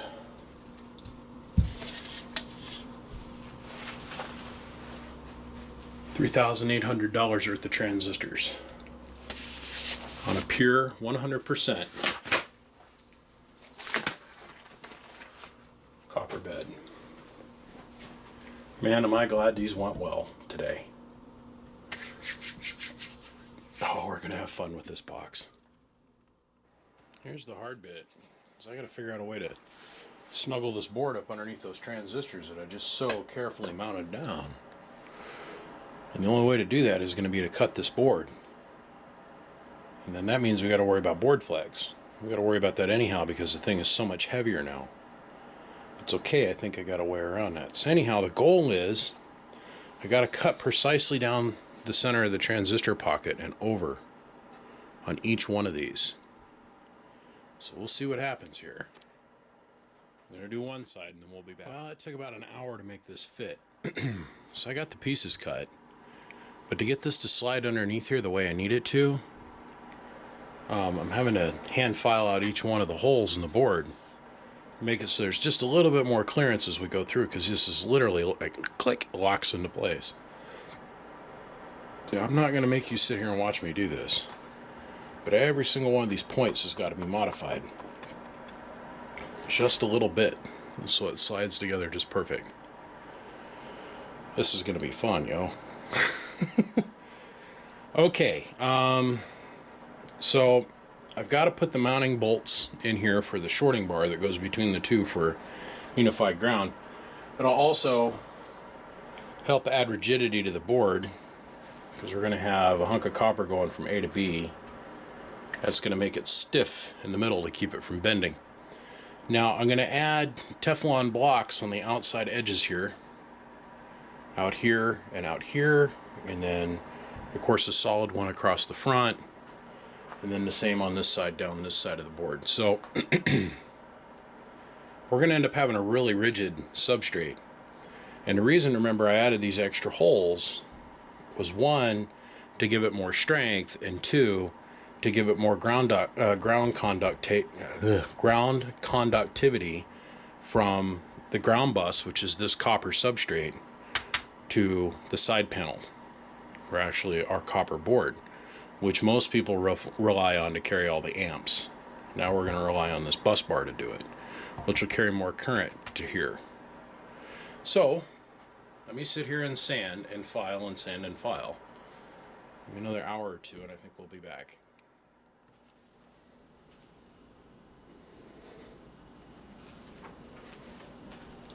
So I want 4 or 5 days into assembling this,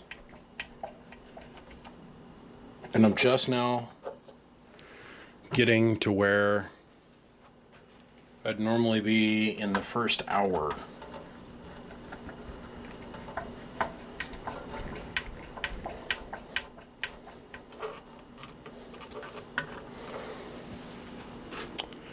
This is ridiculous, but I honestly feel the results are worth it. I will never build another one like this, I can guarantee you. If you haven't noticed, I'm using much longer screws than what you'd normally use to hold this together. It's to help carry more current, increase our surface contact with the aluminum and the copper substrate.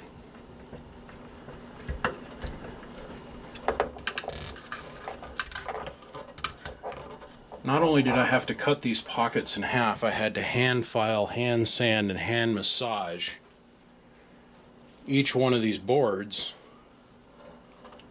or each one of the openings in the board, so that they would fit around the feet of the transistor. It was something I wasn't really seeing happen. but it's done.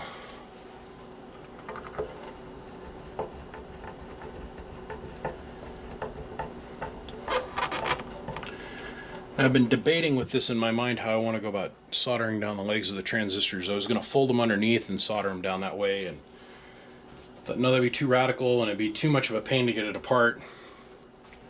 Where this way there's still a means for us to disassemble it. That ain't going to be too bad. Oh, that's going to be perfect. Here, let me change sides. Now let's cross our fingers here.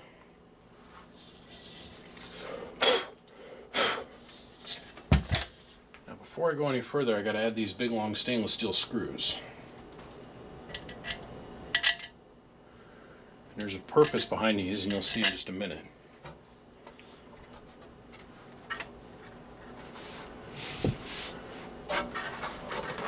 Maybe it'd be easier if I bring the board to the...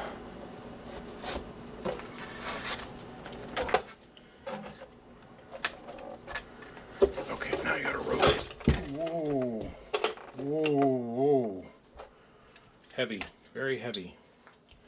Need to rotate this whole mess. Hold on. Now, there we go.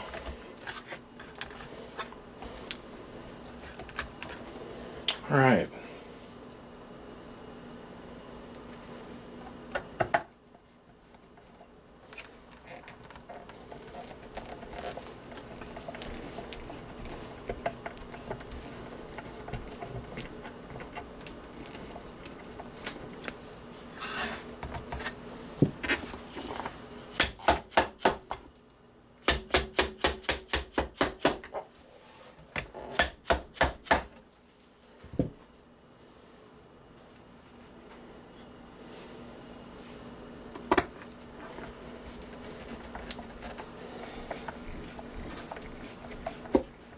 I'm not kidding you, that is literally a hand fit underneath each one of those transistors. It's taking it off and putting it back on and taking it off and putting it back on and taking it off and putting it back on. Oh.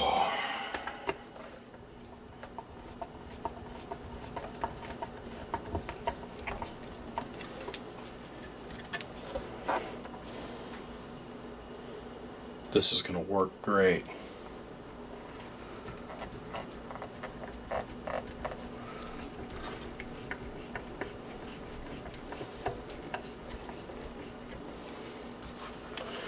I think what we're going to do is set these up so that we can pull the ground tabs fairly easily. And just with disassembling this half the amp, you could literally swing this thing out like a hinge. So we will see. Hopefully never. But I know this guy, he's going to take awesome care of this box. And it's going to run like the goddamn dickens. Now, pretty soon, like my next couple goals is to make it so I got all my power wires pre-laying in here. Which is going to mean some tinning, and the next step I got to work on is the distribution bar bus for this thing.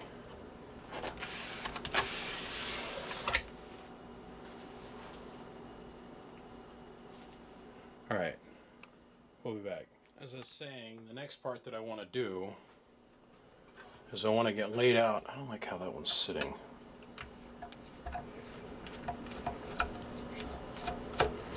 Oh well. That's the fun part about being a builder. If you don't like something about the design, all you do is change it, right? So the next little step that I want to do is I want to make sure that I got all my power wires laid out, and then I'm going to have to go and modify the... That's much better. Go and modify the cabinet and see, look at how solid that is now. But it's only going to get heavier from here. So Got to modify the back of the cabinet quite a bit. Damn, that's heavy. Got to modify the back of the cabinet quite a bit to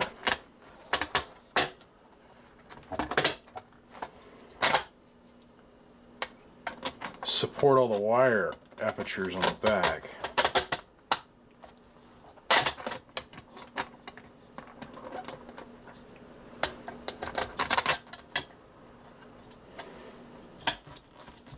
There we go.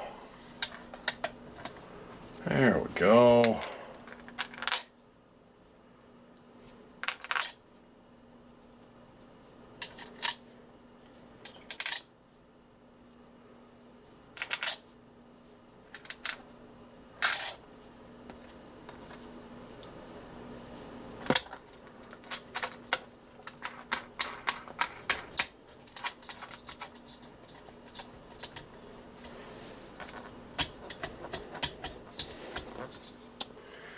Now I ought to go get the right size ratchet wrench. My ground wires are going to come from here and all my positive rails are going to come through here. So, like I was saying, that I'm going to have to modify the back of the cabinet to support all the wire output leads to make sure nothing is going to cross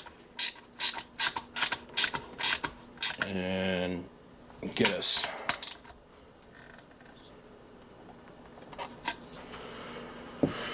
Oh, it's been a busy day.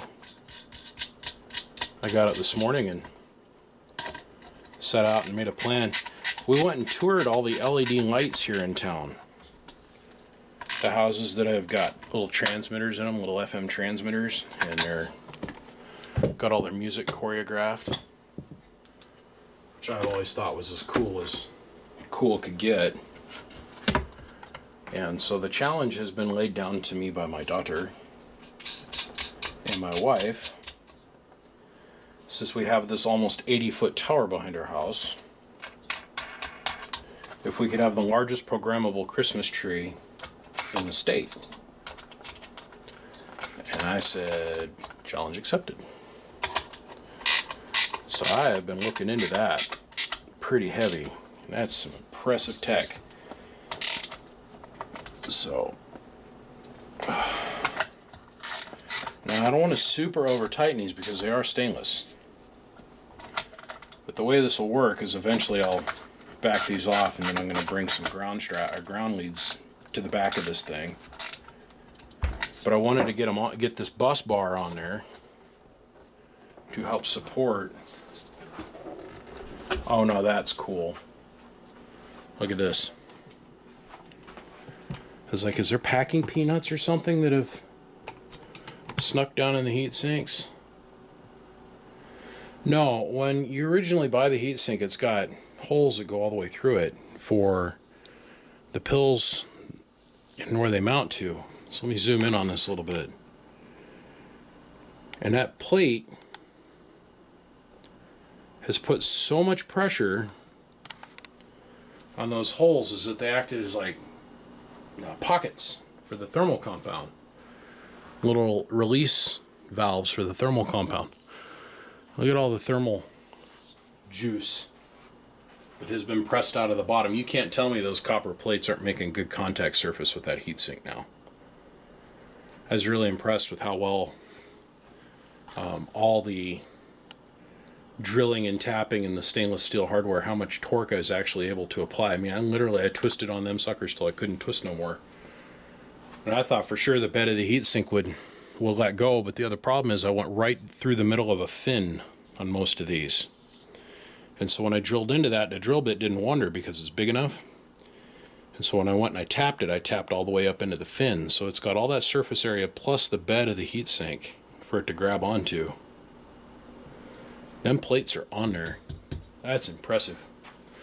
Okay, so next step is I gotta build this. And then I've got to actually start doing the assembly work on the top side, which is pill strips and transformers and resistors and all that kind of stuff. So, yay! The hard part's over with. This was the hardest bit of this whole build. Really, honestly. Now the rest of it's going to be artistic and fun. This is the part I've been looking forward to. I really wanted to try this. I got this worked out of my system. This works great for the LD MOS boxes. The way these boards are configured, not so hot. The transistors were orientated differently. It'd be a completely different story. But the way that these are set up, with the boards we have access to now, with the transistors being at a slight kilt, pain in the ass. Alright, well, let's do the naughty boy bit. Before I jump onto this though, what I want to do is I want to get the pill strips down and I want to get the transistors secured to the board for safety's sake. Because I don't want to have those leads hanging out, because I'm going to have to set this aside and I don't want anything to grab or contact those leads. So let's go do that next, I guess. So it's all about the details, okay?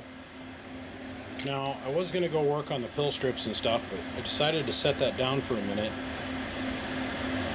Now, I put out a cry on Facebook for help, and it kind of felt like it was going on deaf ears. I couldn't seem to get anybody that wanted to respond to me. I need a solder pot, you guys, like a real one, okay? Need something with like a 4 or 5 inch opening on the mouth. And I can't seem to find anybody who wants to come off their solder pot. I got all excited. I found this little guy that's sitting over here. That's a solder pot, believe it or not. This tiny little son of a bitch. Okay.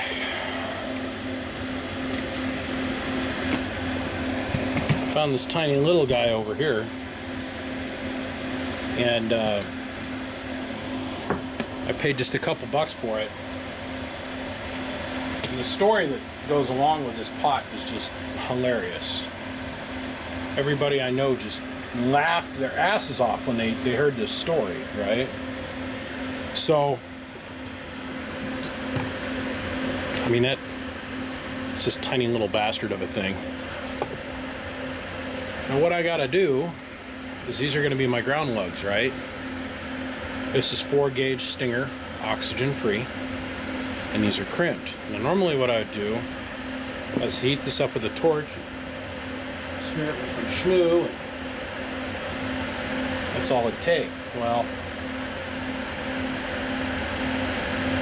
now we're going to hit this with some liquid flux. Let that soak in there for a minute.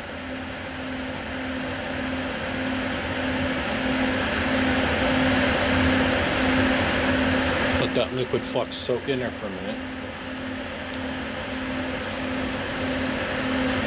We're going to solder this with a solder pot. But I really need a real solder pot, you guys. And I want to find somebody that is willing to sell me their old one. That's really what I'm looking for. Is a decent used one. Yeah, I know I should be using a piece of brass for this instead of this cheap Chinesium steel. But beggars.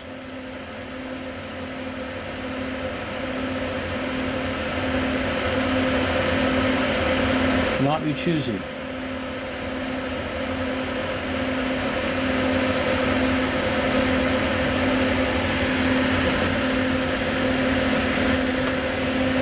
That is so perfect.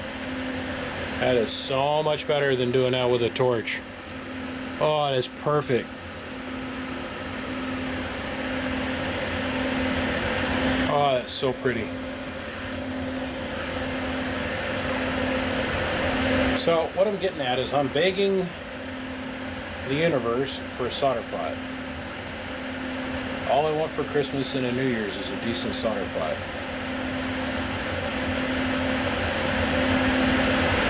There's lots of companies out there that make them. But man, I'm having a hard time bringing myself to spend $700,000 on solder, on a solder pot. Now, I bought these big old solder bars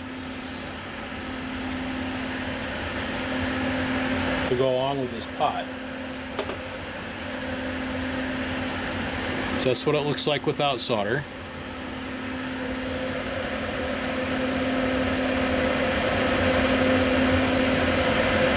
Gurgle, gurgle, suck it in.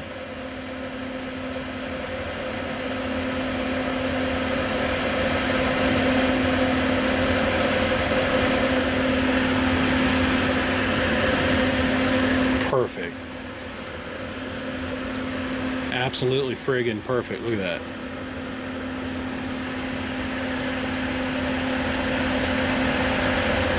So if you guys know of anybody that would be interested in maybe selling me their solder pot for a couple $100, it's got a 4 or 5 inch opening on the front of it so I can do my own transistors and stuff. I'd really appreciate it. If you could turn them on to me, I'd greatly appreciate it.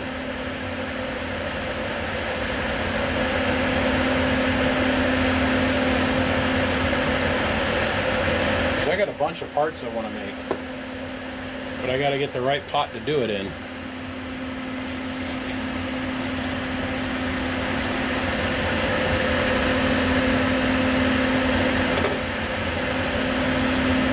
Let it soak in, let it soak in.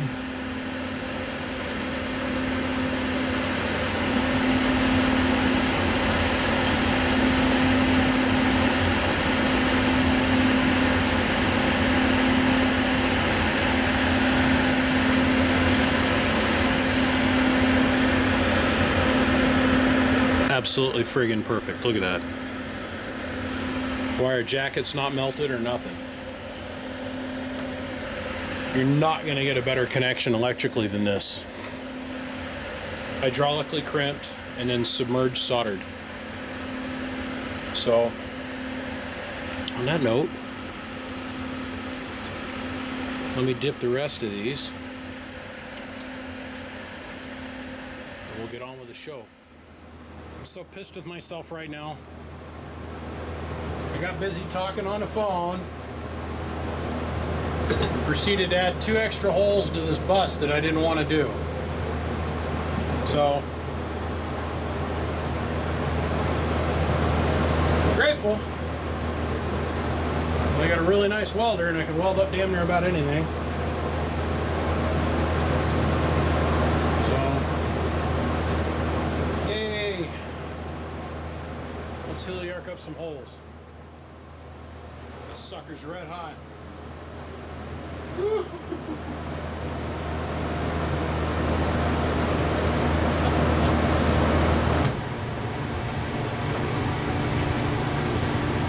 But the bar didn't warp. Filled the holes in with no undercut.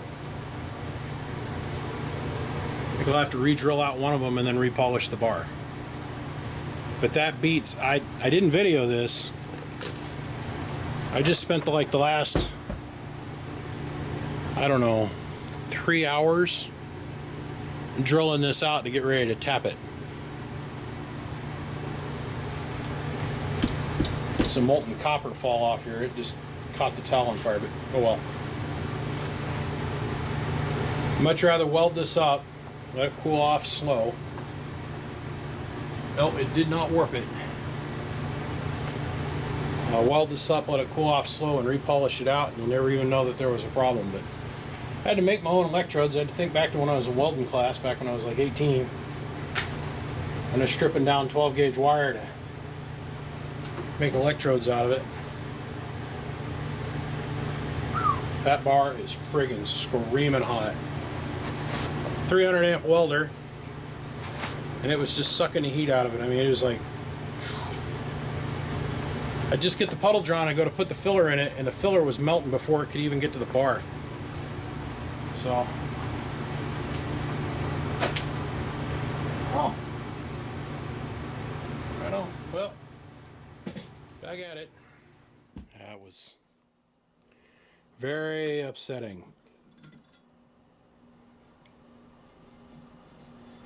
It was very, very upsetting. Not gonna lie. But it's all polished up and all fixed up. You'd never even be able to tell that I screwed up. No, sir.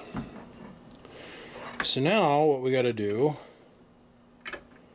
is tap some stuff. We're going to start this.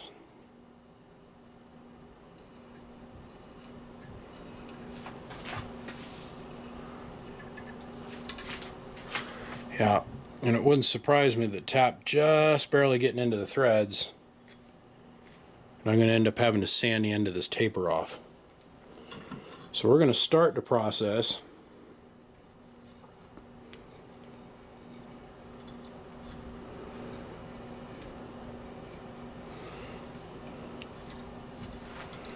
And we're going to have to come back and repeat it here in a minute. We sand the tap back down. And what these set screws are going to do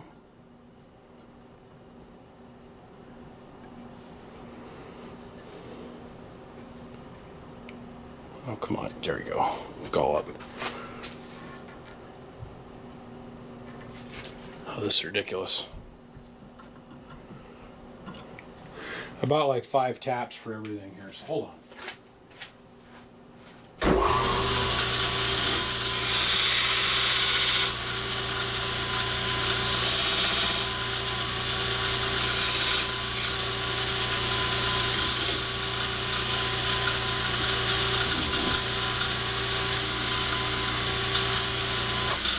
Oh, we'll never be tapping hard steel with this again, I'll tell you that right now. It's, we don't have to worry about it. We're tapping copper, so let's go ahead and put some libation on the threads.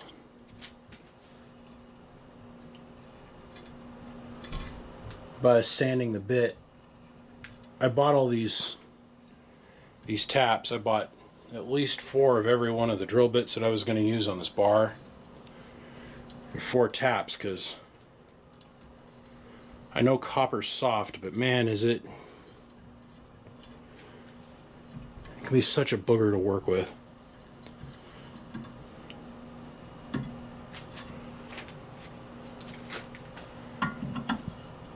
Now what I did is I was on the phone.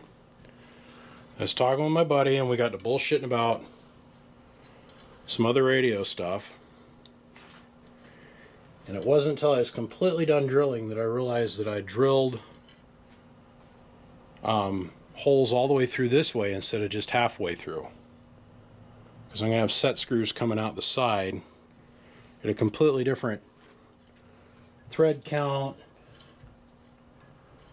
Completely different than the ones on this bar, on this top side. And I was just like, oh no. And I just knew right then I'd created myself a lot more work. And I did. I created about another hour and a half worth of work between getting the welder set up and everything else. Oh, and as I'm welding because I can't just have a regular heliarc torch. Oh no, I've got to have water chilled. My water chill line on my welder proceeds to spring a leak, and it left a lake out on the ground as I was welding this thing up. So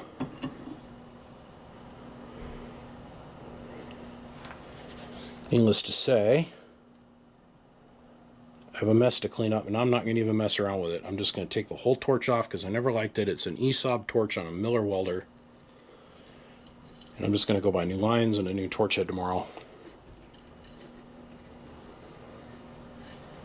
For $300-400, but oh well, it's worth it. It's gonna look so sick when I'm done.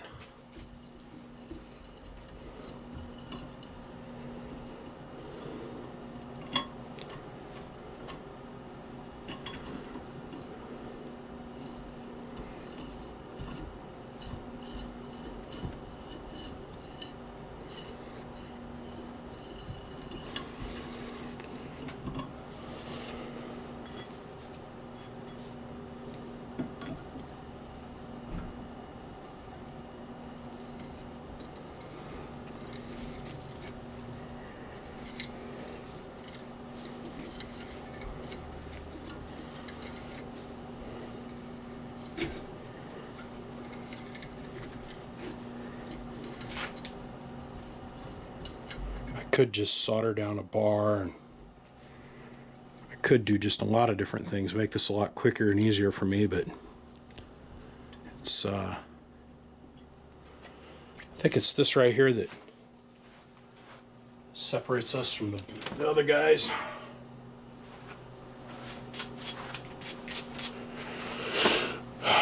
So when I go to put this, I'll sand this tip down one more time. I'll sand the, since I'm not going to break this tap, I don't think. Knock on wood. or have it gall up too awful bad. I want to chase the threads on this all the way to the very bottom of this hole. Now when I originally designed this in my head, I had 1-inch thick copper stock that I was going to use for this. And having to settle for 3/4 of an inch, and really that's what it is, I'm settling for 3/4 of an inch here.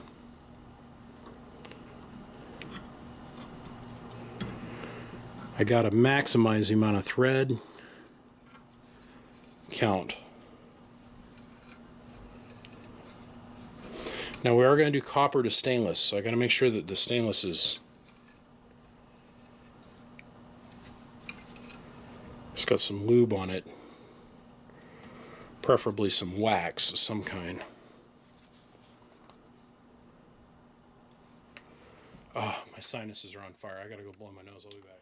Sorry. So I discovered in the midst of doing this project that I used to be really tolerant to aluminum dust and copper dust. But the other day when I was jeweling out the aluminum heatsink and the copper spreader for that portion of things, I was dying. Then that night I went to bed and I couldn't, my sinuses felt like they had glass in them. And I went to start polishing on this thing with the Scotch-Brite wheel. I was on the phone yet again. I said, man, I got to get off the phone. I got to go put on I have a full face Scott respirator mask that I wear. It's chemical and nuclear and biological. It's purple. So yeah, it's chem. Yeah. It's chemical and biological.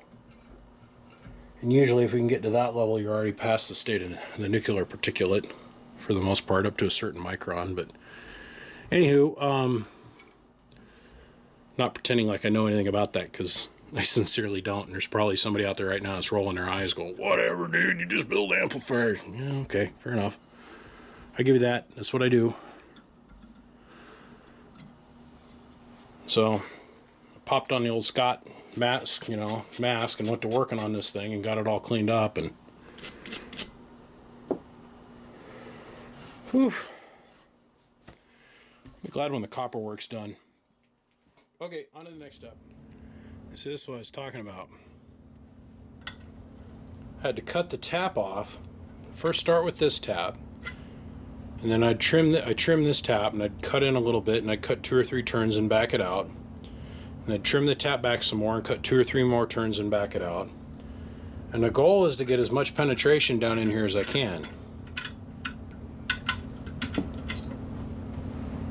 So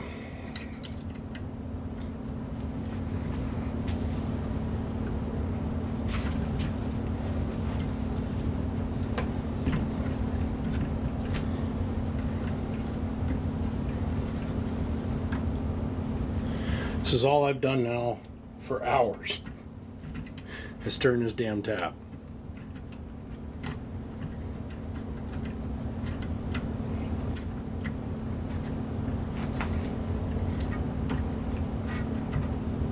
In and out, in and out, in and out. Nice and smooth. Not galling threads. And there's some machinists out there that's like, oh, it's crap. Yep. Got it.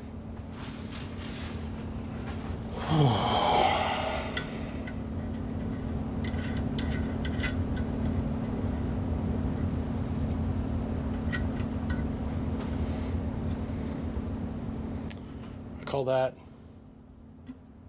satisfactory. Okay, so here we are once again back on the 32. Sorry, I've been off on a couple other projects the last 2 days. Had massive computer failure, which is kind of scary because half the video for this little thing was on that one computer. But now we're going to take this this like 7 million pound behemoth. And I think we're going to finally start turning this into an amplifier of some kind. So, through the magic of time lapse, here we go. And you know what I say about that? Don't blame me for your own inefficiency. Sugar, salty, y'all can't talk. It's the woman's fault. That's the law of the jungle. That's the way the cookie crumble. That's just the way it rolled on the Super Bowl middle star. I got No excuses on the bowl. that super bad appeal. Mr. Dollar. No excuses on the bowl. With all the boys with the big toys on that end. Little boy, Dr. Bones, make no that down. When they came out of Snoop Dogg when he dropped, I'm back quiet. No excuses on the bowl. That's how we get down with the real authority. And good morning to you, Marty. I kinda see a lot of people wanna hate brothers just because they put these hammers on a mud runner. They spend fees to dial up and cut trees. The bird meters are big size, no 43s. And I done seen mobiles cut off a base station. I done seen a beam surprise a whole nation. And I done seen a steel tube get mopped up by 16 pills, some good conditions, and a hot truck. Now don't give me that shootout shit. You got a 10-second key, we talking skip trick. And let it be known the bowl rolls on. Stop crying and start buying or get gone. Yeah.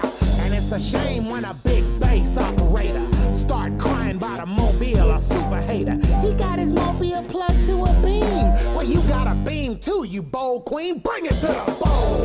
If your beam is a ground plane, don't complain. No excuses on the bowl. Talking about you's on a driver, you's a whiner. No excuses on the bowl. Don't cry about amp size, just drop the mold. No excuses on the bowl. Better call your tech and tell him you got lots of reflect. No excuses, baby. Now let's talk about the side skippers. The reason you Watergate every cotton picker. I'ma explain the duck game and how they maintain the superstar status, but they never had it. First they call they friend in Louisiana, and you got a talk show going in Indiana. Yep. The friend runs the gate from the bayou. He keys down, you never know it, but they dissing you. He talking all bossy with attitude. He got a gate so he can show and prove. But my beam's directional, the mall will let you know if that don't get you, though my box will. Yeah. And now I rolls my beams to Louisiana. They stopped the tape, but that don't matter. I got 60 dBs coming from Oil Can, and I'ma put it where he can get it at 20 grand. Yeah! So the side skipper needs to leave, so I bruised his ego and striped his speedos. Mr. USA, he left a blueprint. We keep the flame alive like this. No excuses on the bowl. May they rest in peace.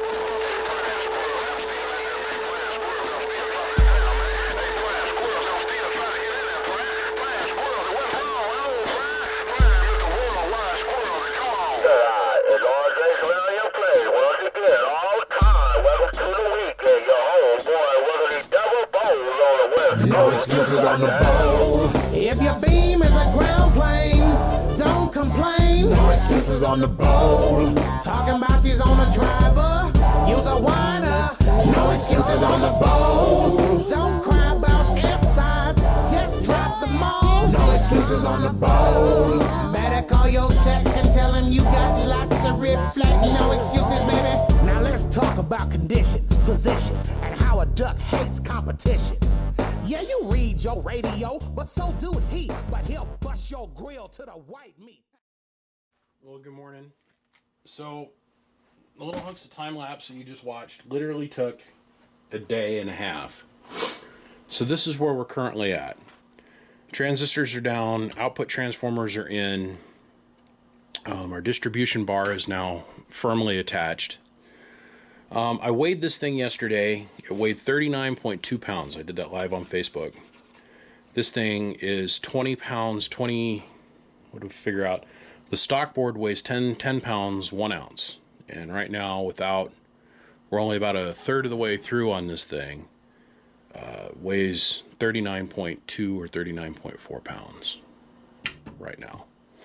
So what you're going to see today is all the small work.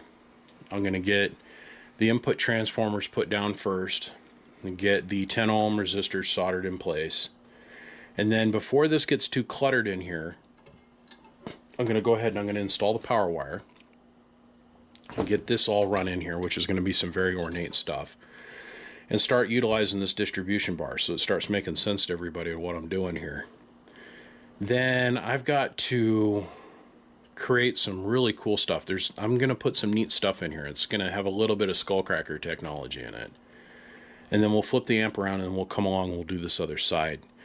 But I've got to get the groundwork laid in for the output transformers in here, because this space between this bar, and the output transformer is going to get kind of crowded with stuff, which is going to make this thing look really sick. And then over the top, we'll put the power wires coming off of it. It's going to be really cool.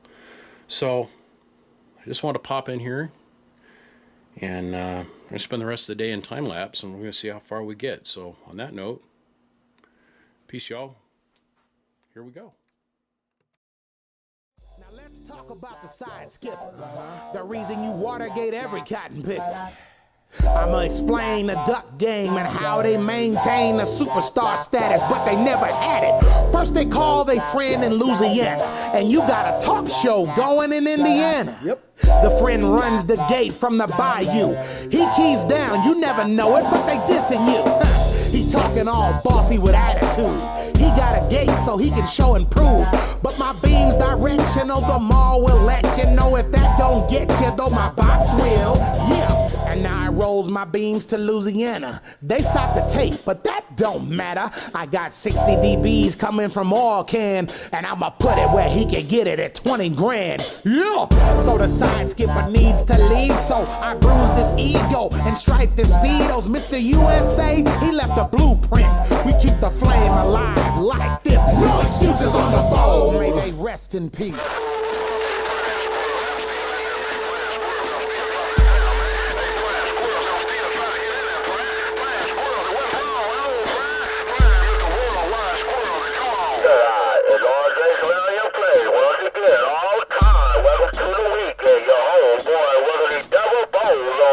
No excuses on the bowl. If your beam is a ground plane, don't complain. No excuses on the bowl. Talking about you's on a driver, you's a whiner.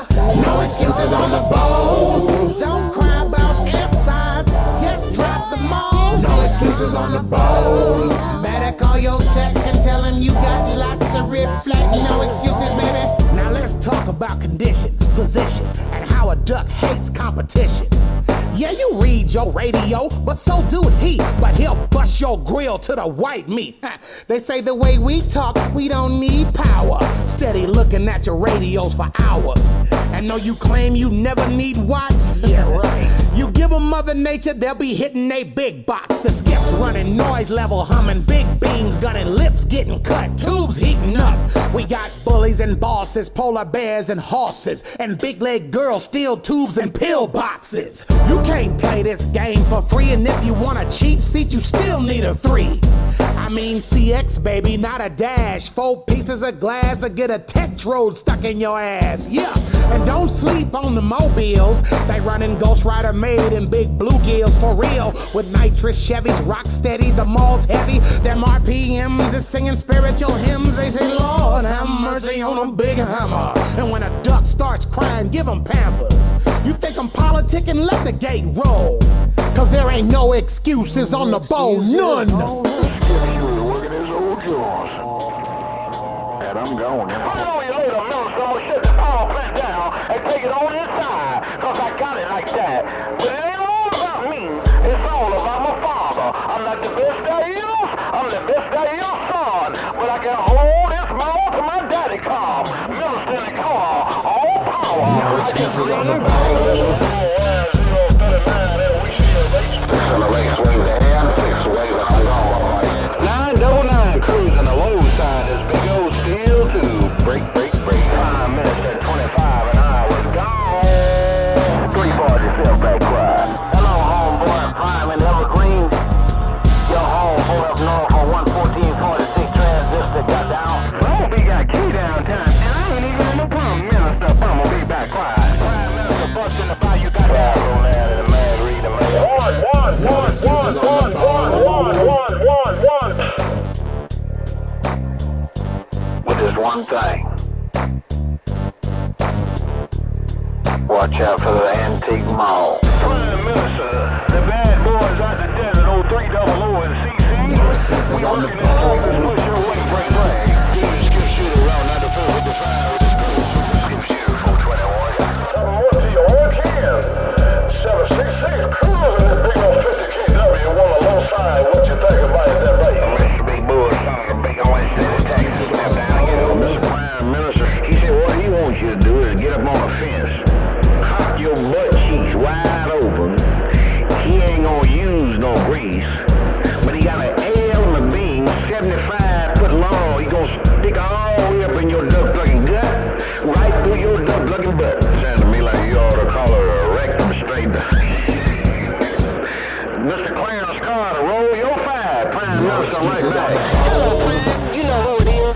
The first lady around a big fan in the middle of this fire. And I just keep. Yeah, I got this locked down. I'm pulling some chemicals here. You tell me there might not be any get a thing? Well, Lord, and I know I got these twins, silver back, alpha, male, gorilla. Put it down on you later. Where's going? That kind of feels a big time.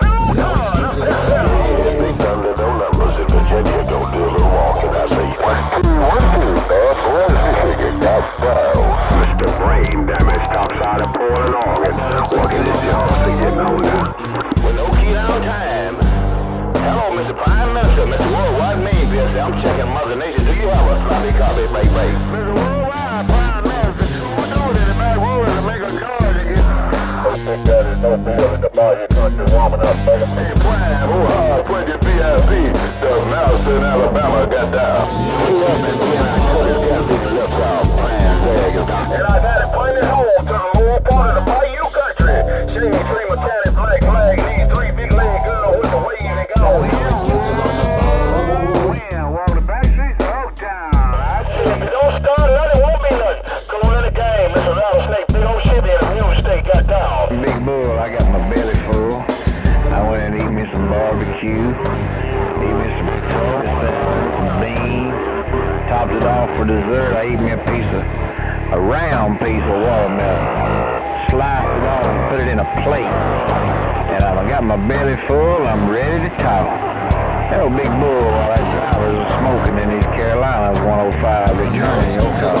Oh, I'm looking for conditions on the northwest corner. Wildcat, Mobile's in the clear. Prime Minister, before you go, Blackjack uptown, my Dayton, Ohio. Prime Minister, Blackjack it out. Hey, Prime, there was crack wanted some money, what? Hey, Prime, there was crack call you on the baby. He wanted some money, what? Lady Reject got a big fan just got down. Your little brother running the coast, yellow jacket. I'm 10-6 and swinging my house.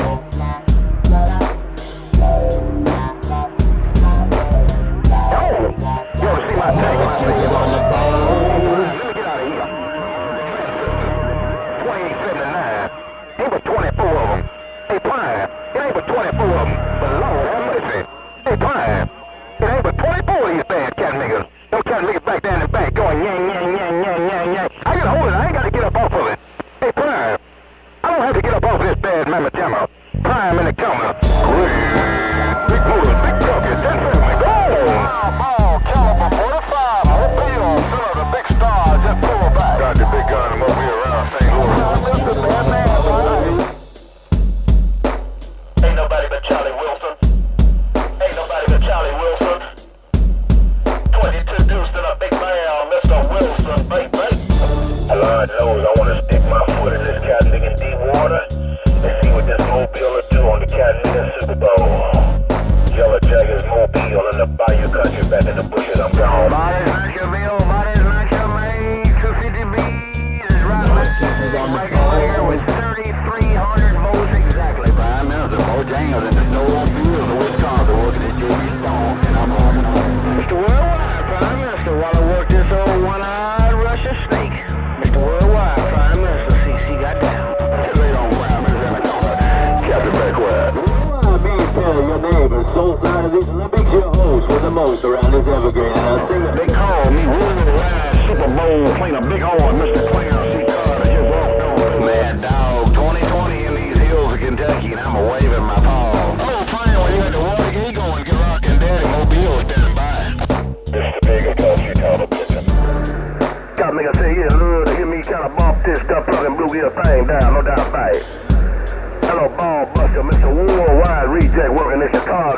is, so come on.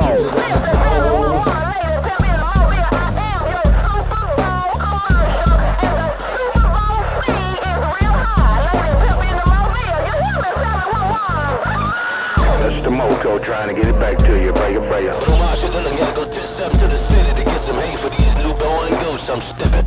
I'm not cracking these late down on that. All these crews in this low side of this play modulated station up in the corner. Ain't no over dark air, I'm just walking on through. I just got down. The man with the master plan, and I'm gone. Prime Minister, ice cream in the man with the 54 flavors downtown Los Angeles. The good old doctor in the love of boy, your Super Bowl combo. I got down right here. Fine, super, I'm gone. I'm stepping down on it just a little bit more. Oops, I did it again. No excuses on the phone. I'm not that innocent. Hello to both of y'all. Prime Minister in the corner got down. John Turkey ain't got no more time. John Turkey gone. Word on you later, Mr. PFC. You know who it is. Got down. That's Jay-Y'all, my man. That's Jay-Y'all, man. I'm turning the motor off. I'm gone. 1378 down there in San Diego. Prime Minister, take care. Then we can do it again. Old Paul Stephen. I'm glad you're here. Hey, Bunny, Mr. B in Mobile. Hey, Bunny, Mr. B in Mobile. Prime Minister in the corner. High Plains, uptown, East Kit, Michigan. Both toes on the floor is clear and gone. Hello, 101 downtown, Blood Potion up north around the Capitol. Be waving my hand. Sitting Bull, your friend in the northwest corner. I've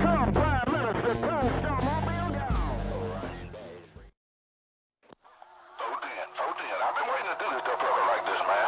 I've been waiting to keep this duck plucker Johnson. He just made me work this duck plucker. And when he jump out in front of this laser and the man with the big bad Johnson, that's what happened to him on that duck plucker there. Put it on your later minister. I gotta go to the man. The man in the cold lakes with this big bad Johnson is tense up.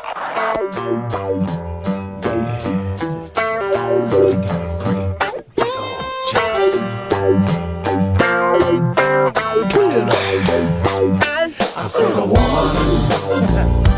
loves a man with a great big old Johnson. 70 pounds. I said a woman, Yeah, she loves it. loves a man with a great big old Johnson. Cause a woman loves a man with a great big Johnson. Now ain't nothing like a plate modulated mall. Tell them all Johnson is the boss. Let the snakes crawl. 70 pounds of doo-doo brown. Heavy sound, loud as hell. Your big boss got down. And I ain't running no deep 104. Oh no, the little tinny sound gotta go. I want bass in my audio so you can see me. Got my ducks watching radios like looking at TV. Drummer boy in the Great Lakes got a big maul laid down with a nice smooth sound. So I grab my microphone and I'm squeezing the trigger, hit the carrier control so my hammer gets bigger. There it is, the DC. Look at your hit me stick. I'm talking slow and never quick. Yeah, I'm on the Super Bowl flaunting. Cause a woman loves a man with a great big Johnson. A woman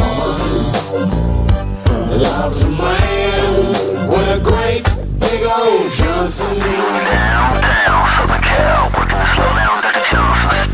I say a woman loves a man with a great big old Johnson. Yo, Johnson, downtown, now Southern Cal on the side, reading the mail. Now I'm working this one-eyed monster, talking in the Cali, calling 245, better known as Black Daddy, EFJ. And just to say, hey, I dropped 10 grand anyway. I hear the man with the cool hand running that big style audio. The radio, you ought to know, nothing but a Johnson, baby. That export junk don't faze me. And blap, I see a great big DC. Needle in the corner. Now who could this be? I shoulda knew it was Big Bamboo. He got up, I got down, I dropped the blanket on the corner too. And now I'm swinging my beams east. Cause 296 got them boys on a leash. Yeah, my maul is in the mag and I'm frontin'. Cause a woman loves a man with a great big Johnson. A woman loves a man with a great big old Johnson. I am El Nino, brother-in-law down south on this tough Mexican border. I'm in the cut, I'm a going. I say the woman loves a man with a great big old Johnson. Big man, and it's all with that big leg girl, I got down. Hey, survivor, you smell something, man? Hey, survivor, I smell something. You smell something? I smell something. Smell like chicken. I feel like chicken tonight. Like chicken tonight. Hey, survivor, the boy's scared to key up. Feel good, girl. I'm swinging my beams to feel good. The Pittsburgh boss turn the green light on and turn a Dutch light off. I got my big box on, and when I'm bumping this mall down, the west side's gone. Dennis Dr. Slippy Toes is easing in my radio. I drop a big hammer east side. Can you hear me though? Cause I got this game when I bust loose. My style is true to my roots, the P-Funk crew. Mr. Real Deal, Holyfield is working that thing in the Smoky Hills. You know the deal, yeah. I can't forget about Jack and Rifleman. And if you're hitting Memphis 10, you don't wanna try the man. I'm giving props to my Skull Cracker brothers, Mr. 162, Marshall Dillon, and all the others. Cause a Skull Cracker ain't about a shootout, but when the DX rolls, we gets busy, no doubt. You got a shootout box and you smoking, but when the DX roll, well, your ass be choking. Super Bowl skip is what I'm wanting, cause a woman loves a man with a great big Johnson.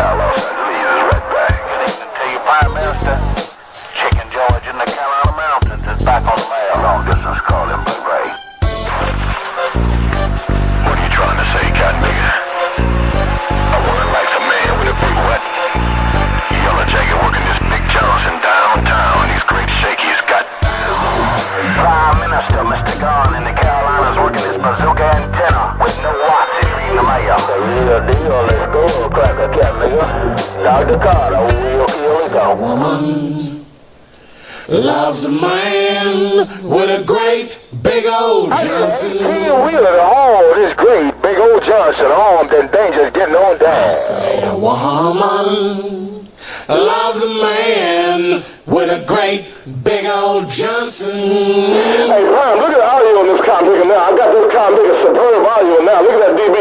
Hey, Prime, watch it.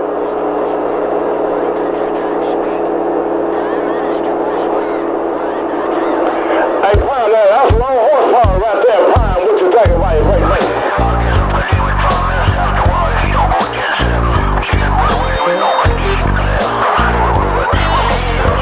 Oh, Mr. Prime Minister, Mike Tyson will be on the mail. Hey, Prime, you need to put some of the boys on the killing field on that Watergate, man. Hey, Prime, 153 said he want to make the song too there, bye. I can't do nothing with my sister-in-law, man. That gal doggone it is 250 pounds, and she got a big old mustache, bigger than mine, so I can't mess with that woman.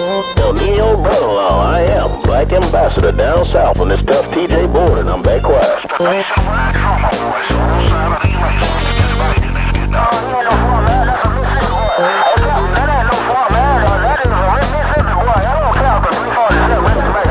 And that warrior, Prime, the man with the cool hand, and it's so low down, nasty 1955 Johnson got down.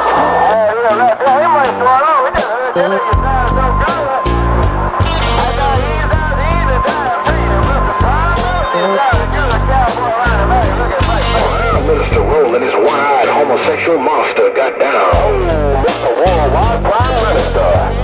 Smoker T. Robinson, population warm. This ship is warming up. Worldwide Prime Minister echoing the value of the morning wave, and I'm getting on down. Worldwide Prime Minister, your friend. Worldwide 131, the big balls and Razorback got down. Mr. Ice Cold, New York City. Yes, indeed, your ice, and more ice.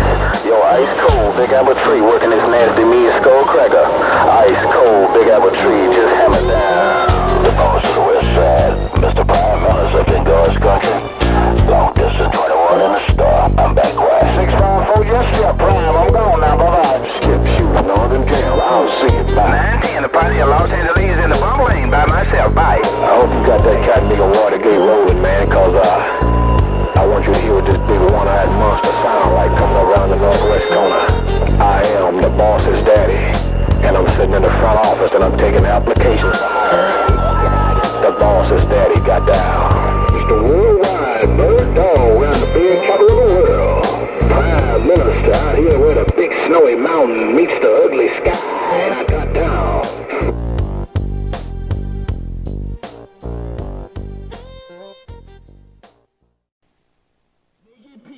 The number one son, I'm right back.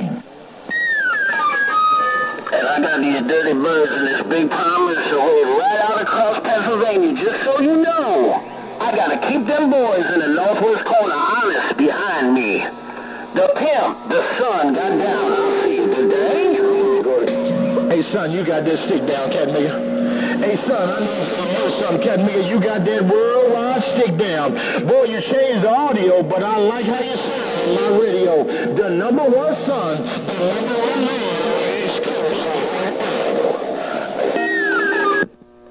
I said, hello, pimp. I said, hello, pimp.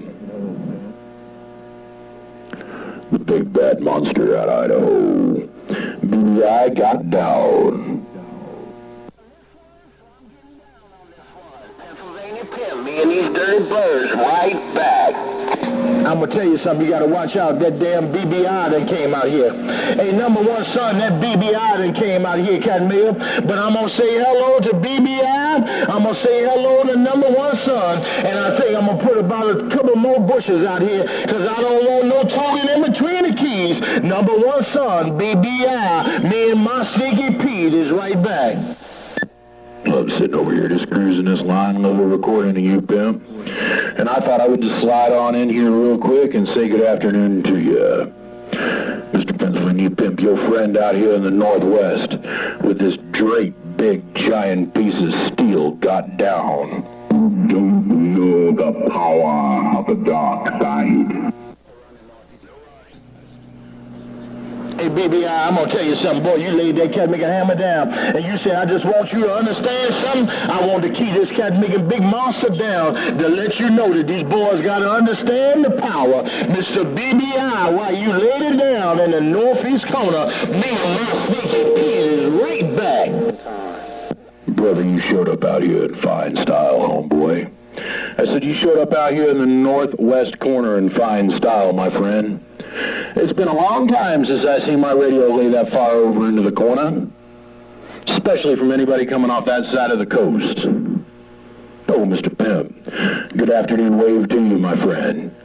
Me and this giant monster piece of steel that BBI built technologies over here in the corner. Just thought we would fire down and let you see what's really going on around the great state of Idaho. BBI. Now don't you forget it, pimp. That's the way we roll, your friend in the Northwest, looking right back to you. Hey, BBI, boy, I'm gonna tell you something, Cat Migger. I like your style, Cat Migger. Hey, BBI, I like your Cat Migger style while I'm working the low side of this sneaky Pete. Hey, BBI, I like your style. You say you ain't never seen your meter laid over in the corner. On the low side of a 3-2 Sneaky Pete monster. BBI, the boss with the hot sauce, is right back. 3-2, three-tube, three-eyed monster built by Sneaky Pete is what you said. You said I need to sit back, put my feet up, get relaxed, get in the recliner, and get used to the talk show, because we're going to have a whole lot more of it coming our way. That's what you said, Pete. Now I'm sitting over here, my feet up in the recliner, touching one little trigger and talking into a single little mud duck microphone. But brother, I got a one-eyed monster over here. Big giant piece of steel. Ain't gotta worry about nothing. Just touch the button and Mother Nature does the rest, right? The one-eyed giant piece of steel monster in the corner, looking right down to you. You got a one-eyed piece of steel. You got a one-eyed piece of steel. All you do is cut me, hit the switch, and key that cut me, and the Mother Nature takes care of the rest. Well, I'm gonna tell you something. The reason why I got a three-tube cut me monster, because they told my technician after he made that four-tuber for Budweiser, and he told him to key it 100 times, and call him when they finished. They said he couldn't make a three-tuber, so he made a three-tuber for the CEO of the Sneaky Pete Nation, Mr. BBI. That's why I got a three-tuber, Bray Bray. 320s. Damn. You know, you're not really nothing up in this game. You're playing a bunch of starter kit watts until you're on a pair of something. Unless you got one giant piece of steel. Whew. Three-tube monster. Now, I gotta ask you, brother, I've been doing a lot of work on my audio over here. A lot of line level, a little bit of this, a little bit of that. Now, you're the first Mother Nature I've had since I've done all this work. Now, my question to you, my friend, is, does it sound like the dark side? Are we stepping out and we representing the corner well? Or am I muffled, overmodulated, and no one can understand me? But I have a feeling that I'm getting all the way down in your radio. We're good?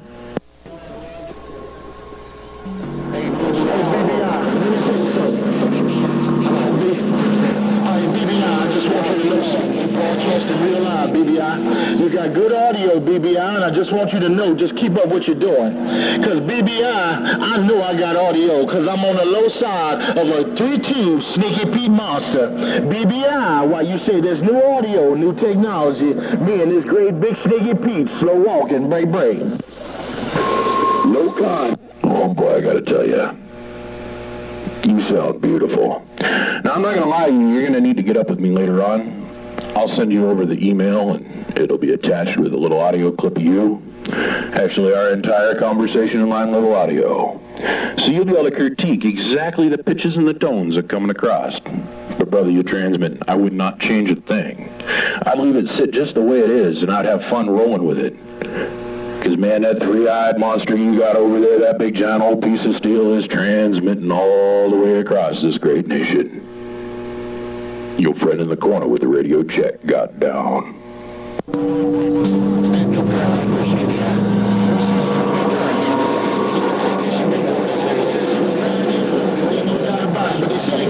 Hey, baby, don't change a thing, man. I'm on the low side of this cat nigga. Them boys upgrading around here. I got 100 kV on the pole and 3-tube, and I'm waiting for these mud runners to upgrade to get a catch up with me. Take care of yourself, BBI. I am the boss with the hot sauce. They call me Mr. So-and-so because they don't want to cuss at me. Bye. The big boss with the hot sauce. Mr. So-and-so, as you like to say it.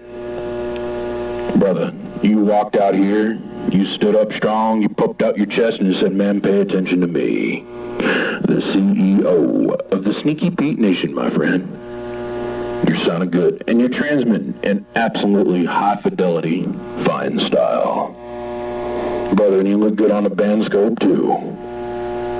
Well, my friend, I'm going to slide right back. I'm going to pull back and see what else is going on around a band, but brother, every time you key up, you got to know you're going to be owning my receives. And don't be offended if I slide right back in there and decide to punch a few more holes in the sky.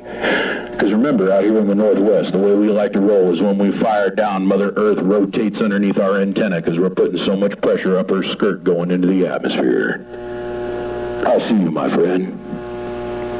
The great big landlord of the Northwest, second only to Prime Minister, one of the last 2 transmitters out of the Northwest, got down. Who don't know the power of the dark side?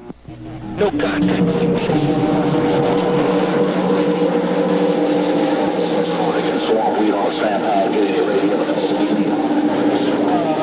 Mr. California Prime Minister, BBI, Juice, all the good time gang. Y'all take care.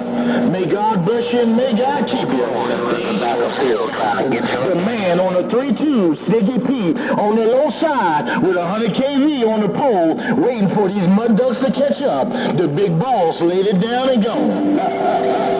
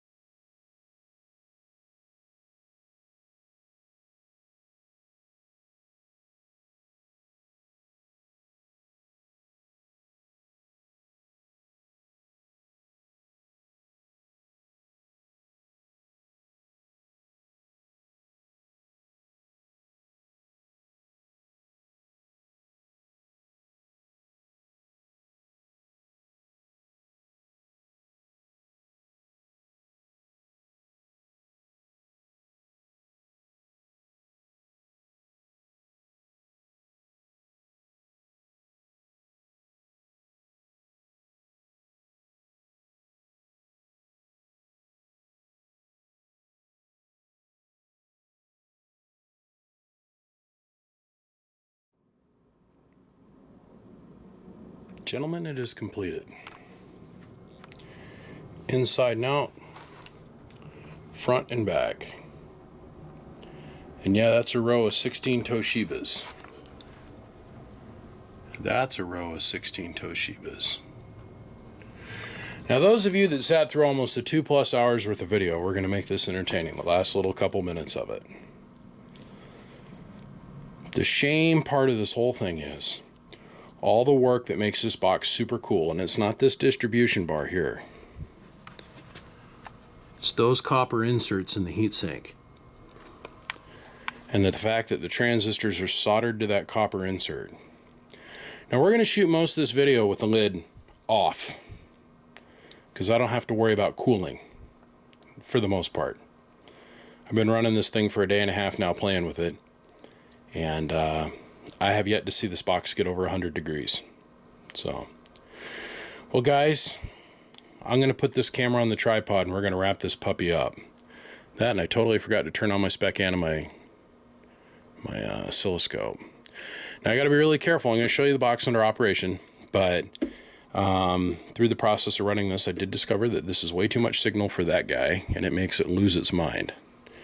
So I don't want to blow that up. We're going to just kind of loaf this thing along with radio drive and show you what it does. Then we're going to run it with a 2-pill. Then we're going to run it with a 2x4.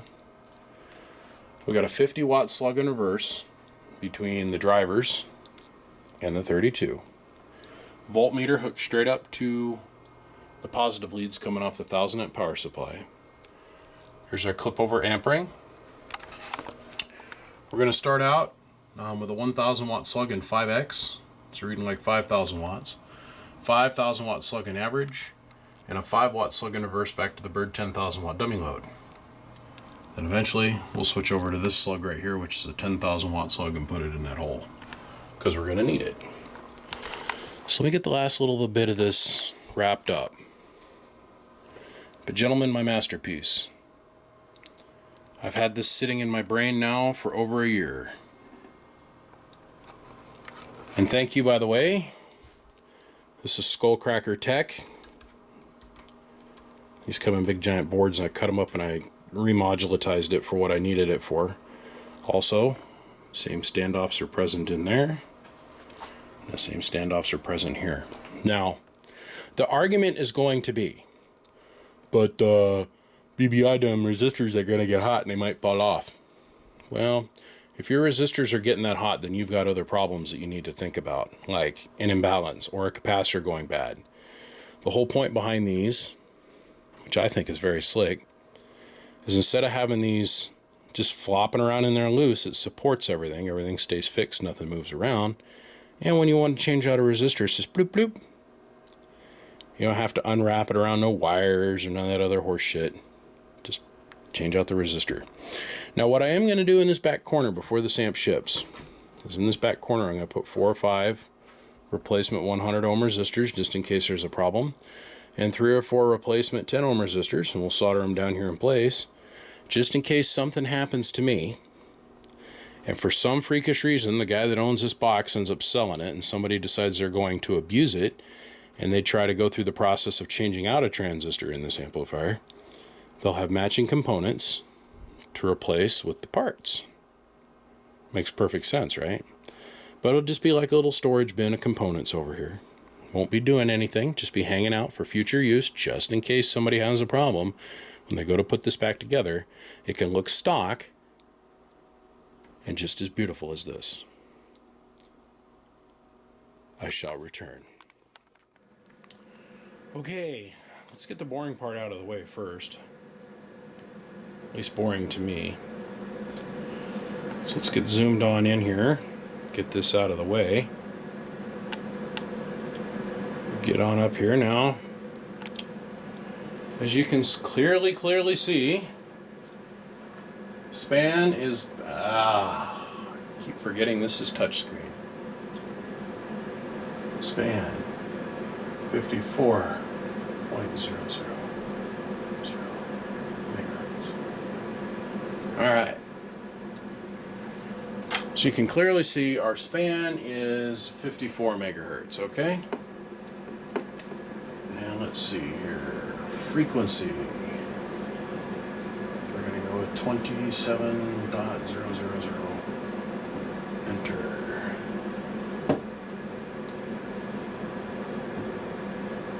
No, not 100 hertz.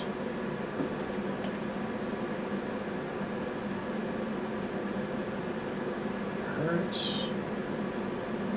Now we're going to go to frequency.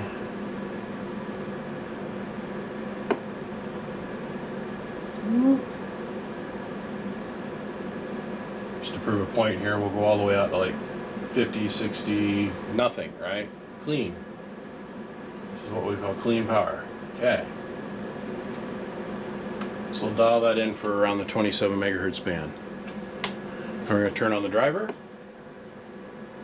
little bit more envelope growth. Now there's the big box. I got it. It's clean. Okay. Next step. Let's scoot over here. For those of you guys that need to know what's going down over here, check this out. 1, 2, 1, 2, 1, 2, 1, 2. Okay, everybody got that? Now, so I don't tear up my spectrum analyzer and my oscilloscope, which I use religiously over here, let's go ahead, shut this stuff off, and let me start explaining to you all the digits. Let's start off here. We're going to start off running this with just the 4-pill driver, nothing else. So let's go ahead and we'll scoot this forward just a little bit. Let's get everything up in frame. And we'll zoom in to make it a little bit clearer for everybody. 50 watt slug and reverse, voltmeter, amp draw, 5 watt slug and reverse, 5,000 watt slug and average, and the 5,000 watt slug and PEP. So let me go over here, turn off the 32 pill, come back over here, let me grab the mic. Now I got the 2950 going into the 4-pill, straight into the 4-pill.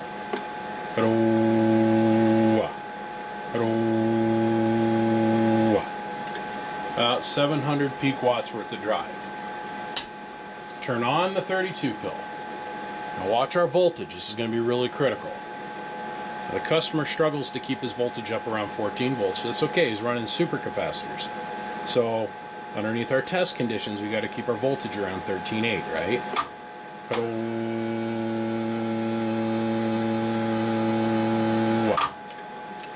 Now look at our input reflect. Right here. 3.5, 4 watts. Seeing about 3,800 peak and about 2,000 average out of it, or about 1,000 average out of it. So let's go ahead and get rid of the 2950, and we'll hook up the D-row radio. So for all fairness, let's do this again. Turn off 32 pill. Back around here. Grab the microphone for the D-row radio. About 700 watts worth of average or peak power. Average drive is going to be about 200-300 watts. Let's look at our average meter, which is this one right here. Also keep an eye on these two.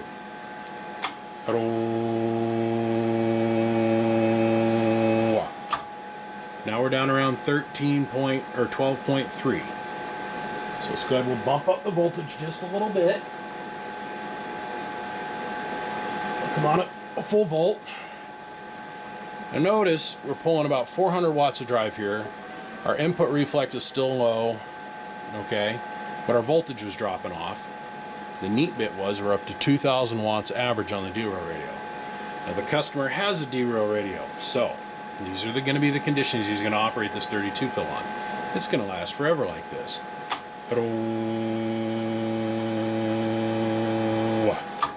Still don't have the voltage up high enough.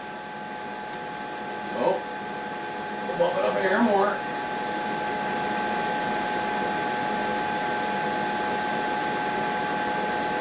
There we go. Try this again.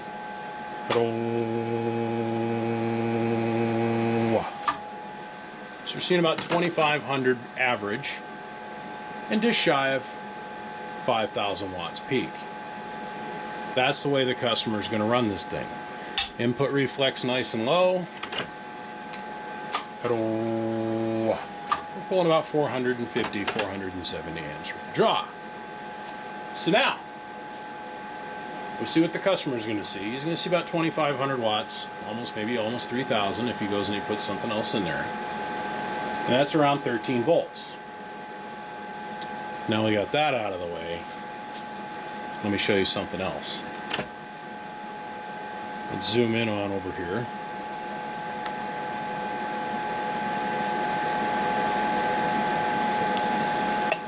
Ready? Turn the mic gating down.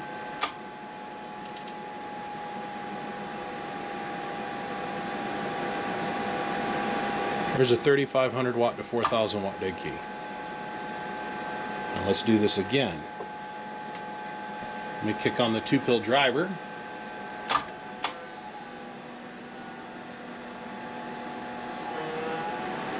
It's a 5K dead mall.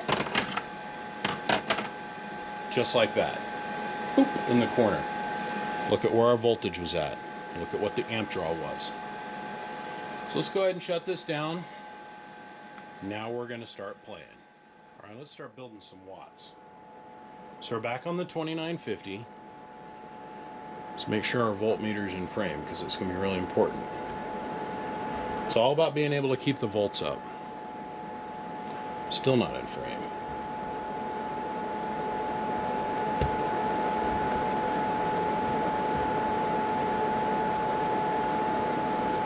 There, we got it now. So, 32 pill is on. Oh, look at that. Let's hook up the 2950. We're having fun now. This is me having fun. Oh, all right. Let's kick on the 2-pill.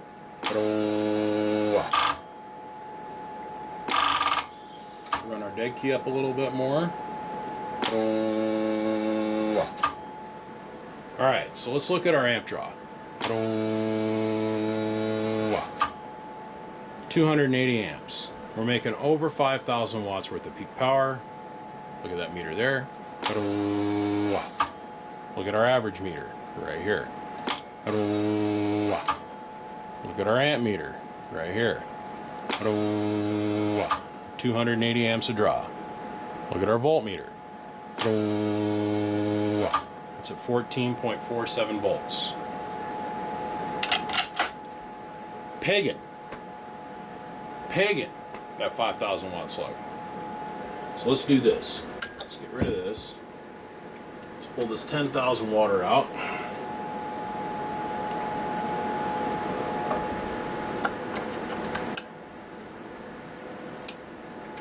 That on 1X. Making our 5,000 watts, 5,500 watts worth of power, right?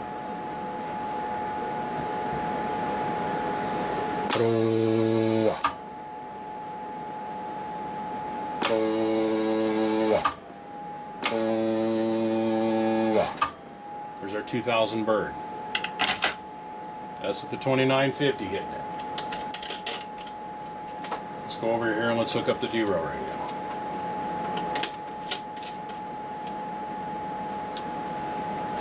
This sucker's gonna jump. Carrier down, mic gain up. D-row radio.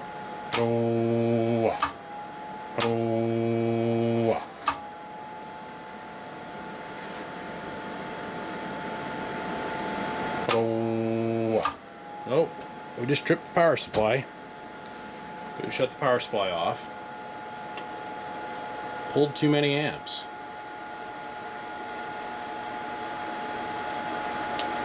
So let's give it a couple seconds so the power supply will come out of protection mode. I guess we got to back the volts down. I had it too high. It's the same thing that happened to me with the last 32 pill I ran. I thought I blew a 4-pill, or blew one of the transistors out of my 4-pill and know really what it was. The power supply went into trip protection.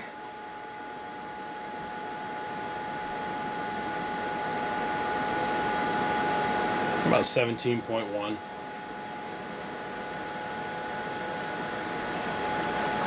Oh.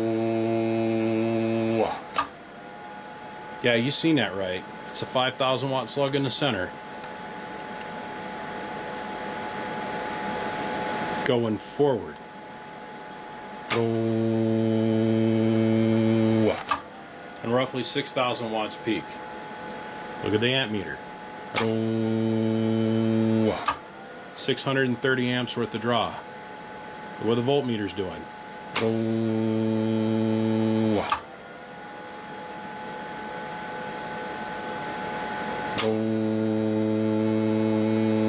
Got down.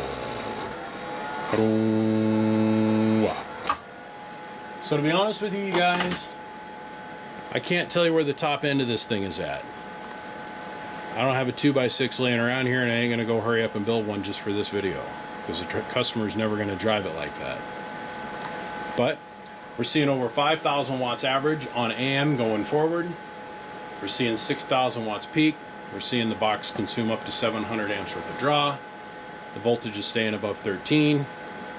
And we're just driving it with a little 1x2 and a D-rail radio right up here. So I don't know what to tell you. But let me get this mess cleaned up. Now that we've shown all that off on video, let me get this mess cleaned up and let's wrap this puppy up. I've occupied your time for well over 2 hours now. And there's nothing more else I can say. The proof is in the pudding. You put the work in, you build quality parts, and as you can tell, I can key this box pretty much anywhere I want. Throwing a 5,000 watt dead key on you, just hanging out, and then I made it modulate to 5,000 bird. 5,000 bird out of this box is nothing to sneeze at, especially at 13 volts. With enough drive, this amp will do amazing things. So on that note, let me get this mess cleaned up, and let's move on to wrapping this puppy up. Now, tradition is tradition. Before I go and I cover this thing all up with clear, I gotta add the resistors in the back corner. Now, the customer is coming here and he's gonna come grab this thing. And when he gets here, I've got 3 different styles of fans that he can choose from. So he can choose the pitch and the quantity of airflow that's gonna go through this box. The way he's gonna run this thing, I'm not too concerned about mass volume. Might end up with 4, could end up with 6. Depends on what he ends up choosing for fan. So we're not going to worry about the lid here today too awful much. But for the most part, I'm 100% completed with this box. Now, let's go over here and talk for a minute. Let's zoom on in here for a hot second. Now, sticking with tradition, the last couple years, I've done this many, many, many times. And I enjoy doing this. I think you guys all get a kick out of it. These are all the transistors from this year alone. That's a lot of goddamn transistors. Just in repairs from this year alone. And I hold on to those every year. Just so I can do this end of year video and you all can look at it and go, damn! I don't know, there's about 15 pounds worth of dead transistors in that bag. Mostly Toshibas. Now we're going to wave goodbye to them Toshibas. Because that time has come where we're going to start seeing less and less and less and less of those built. This will probably be the last monster box I build with Toshibas. I got a couple other small ones, 8 pills and a 16 pill and some other stuff I got to build. I already got those parts in stock. The problem is RF parts is almost out. They've been telling us for years they were almost out. We've actually seen them disappear off the webpage and come back. We watched the price do this, and we've watched it do this, and then all of a sudden they're selling them at 20. HG transistors have finally come far enough that me personally, I feel comfortable using them in my builds. And the gentleman that wanted to have this box built here, I don't want to say money was not a problem. I'm just saying that he wanted the best of the best that money could buy, and this is what we built him. Now, the other thing that's changed around here is I've finally been able to hire my very first employee. She's not my employee, she's my wife, and she's my partner. But we're actually paying her now, guys, to deal with all of this. And she is the one that handles everything that comes in and out of here. So, the way I've done it in the past, up until a few months ago,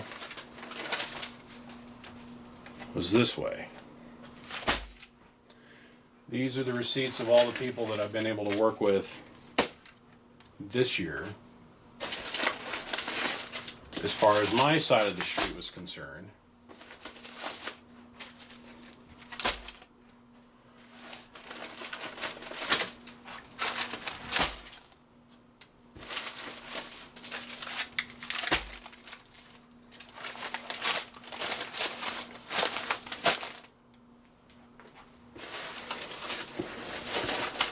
Now, unfortunately, I got to make a major announcement about this little tradition. That's it. Each one of those pieces represent something I've worked on, something I've repaired that has come out of here and gone on to another customer this fiscal year. Since my wife is now in charge of all the shipping logistics, we have gone completely paperless. So this will be the last time we've seen this giant half a tree laying out on top of the workbench. But I don't care how you try and scratch it. That's a lot of goddamn paper. That's like a 10-inch tall stack of paper. Each one of these represents hours and hours and hours and hours of love and labor. Now, I bring this out and I say the same thing to everybody every year. 1, thank you. This right here represents so much more than what I've done. It represents all these people trusting me and wanting to work with me and believing in that what I'm doing is right. And I work on everybody's stuff. I don't care where you're at in the world of radio. I will help you repair it, help you fix it, help you get it going. It makes no difference to me. And I say thank you guys. I appreciate your support, and I mean that from the cockles of my heart, the very, very bottom of my heart. It's not just about building these, and it's not just about getting your name called, and it's not just about this, that, or the other thing. It's about helping the radio community as a whole body. And it doesn't matter if you're a CBer. It doesn't matter if you're a ham guy. Hell, I've even had a couple commercial guys call me in this last year, and we've sat down and had hour-long conversations. I had one dude from Oklahoma Light and Power, or whatever it is, down there call, and we spent probably 3 hours talking about supercapacitors. It's about helping each other, you guys. And I'm grateful that I have this much work, and I've got so much more that I've got to do.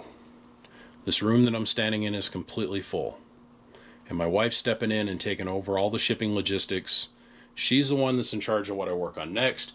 She's the one that's in charge of the things that come in and out of here. She's in charge of all the parts. That's her.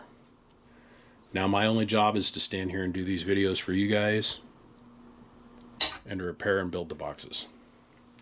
Now, I have another announcement to make on top of that.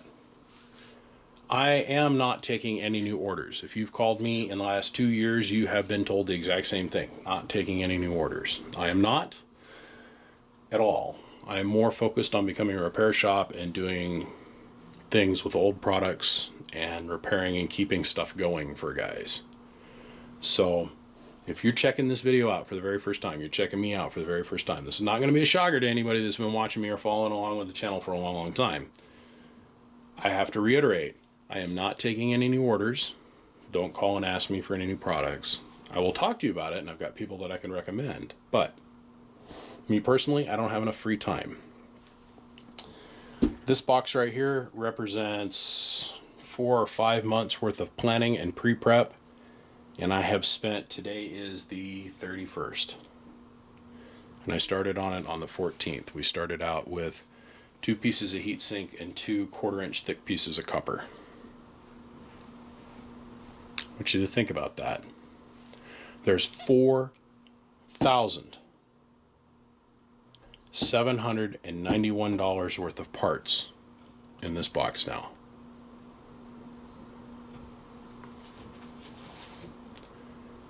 $3,600 of that is Toshiba's. Let that sink in for a minute.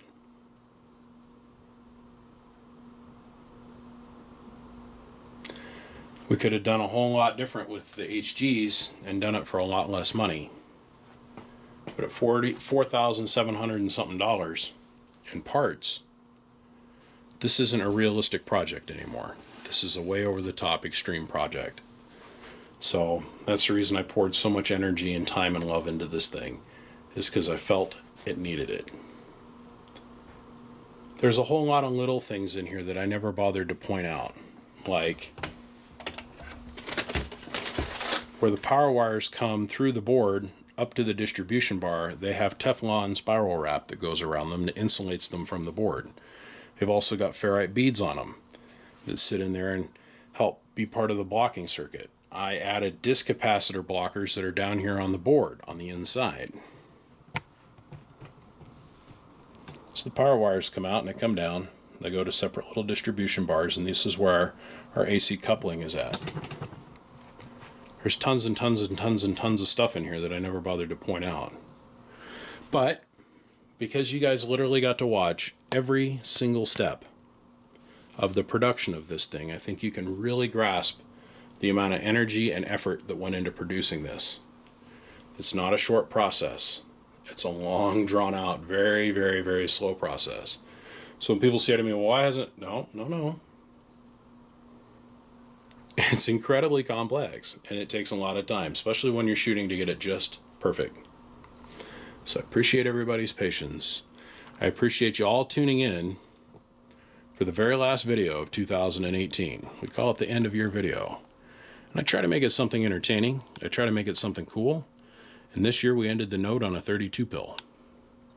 Now, gentlemen, I'm going to say this once, and I'm going to only say it one last time for 2018. Thank you. I appreciate you. Now, I want to say this also. My business partner, Mr. Black, he's been out here for the last 4 days. And out of that 4 days, we have spent literally every day, 6 to 10 hours a day, out here working on this thing.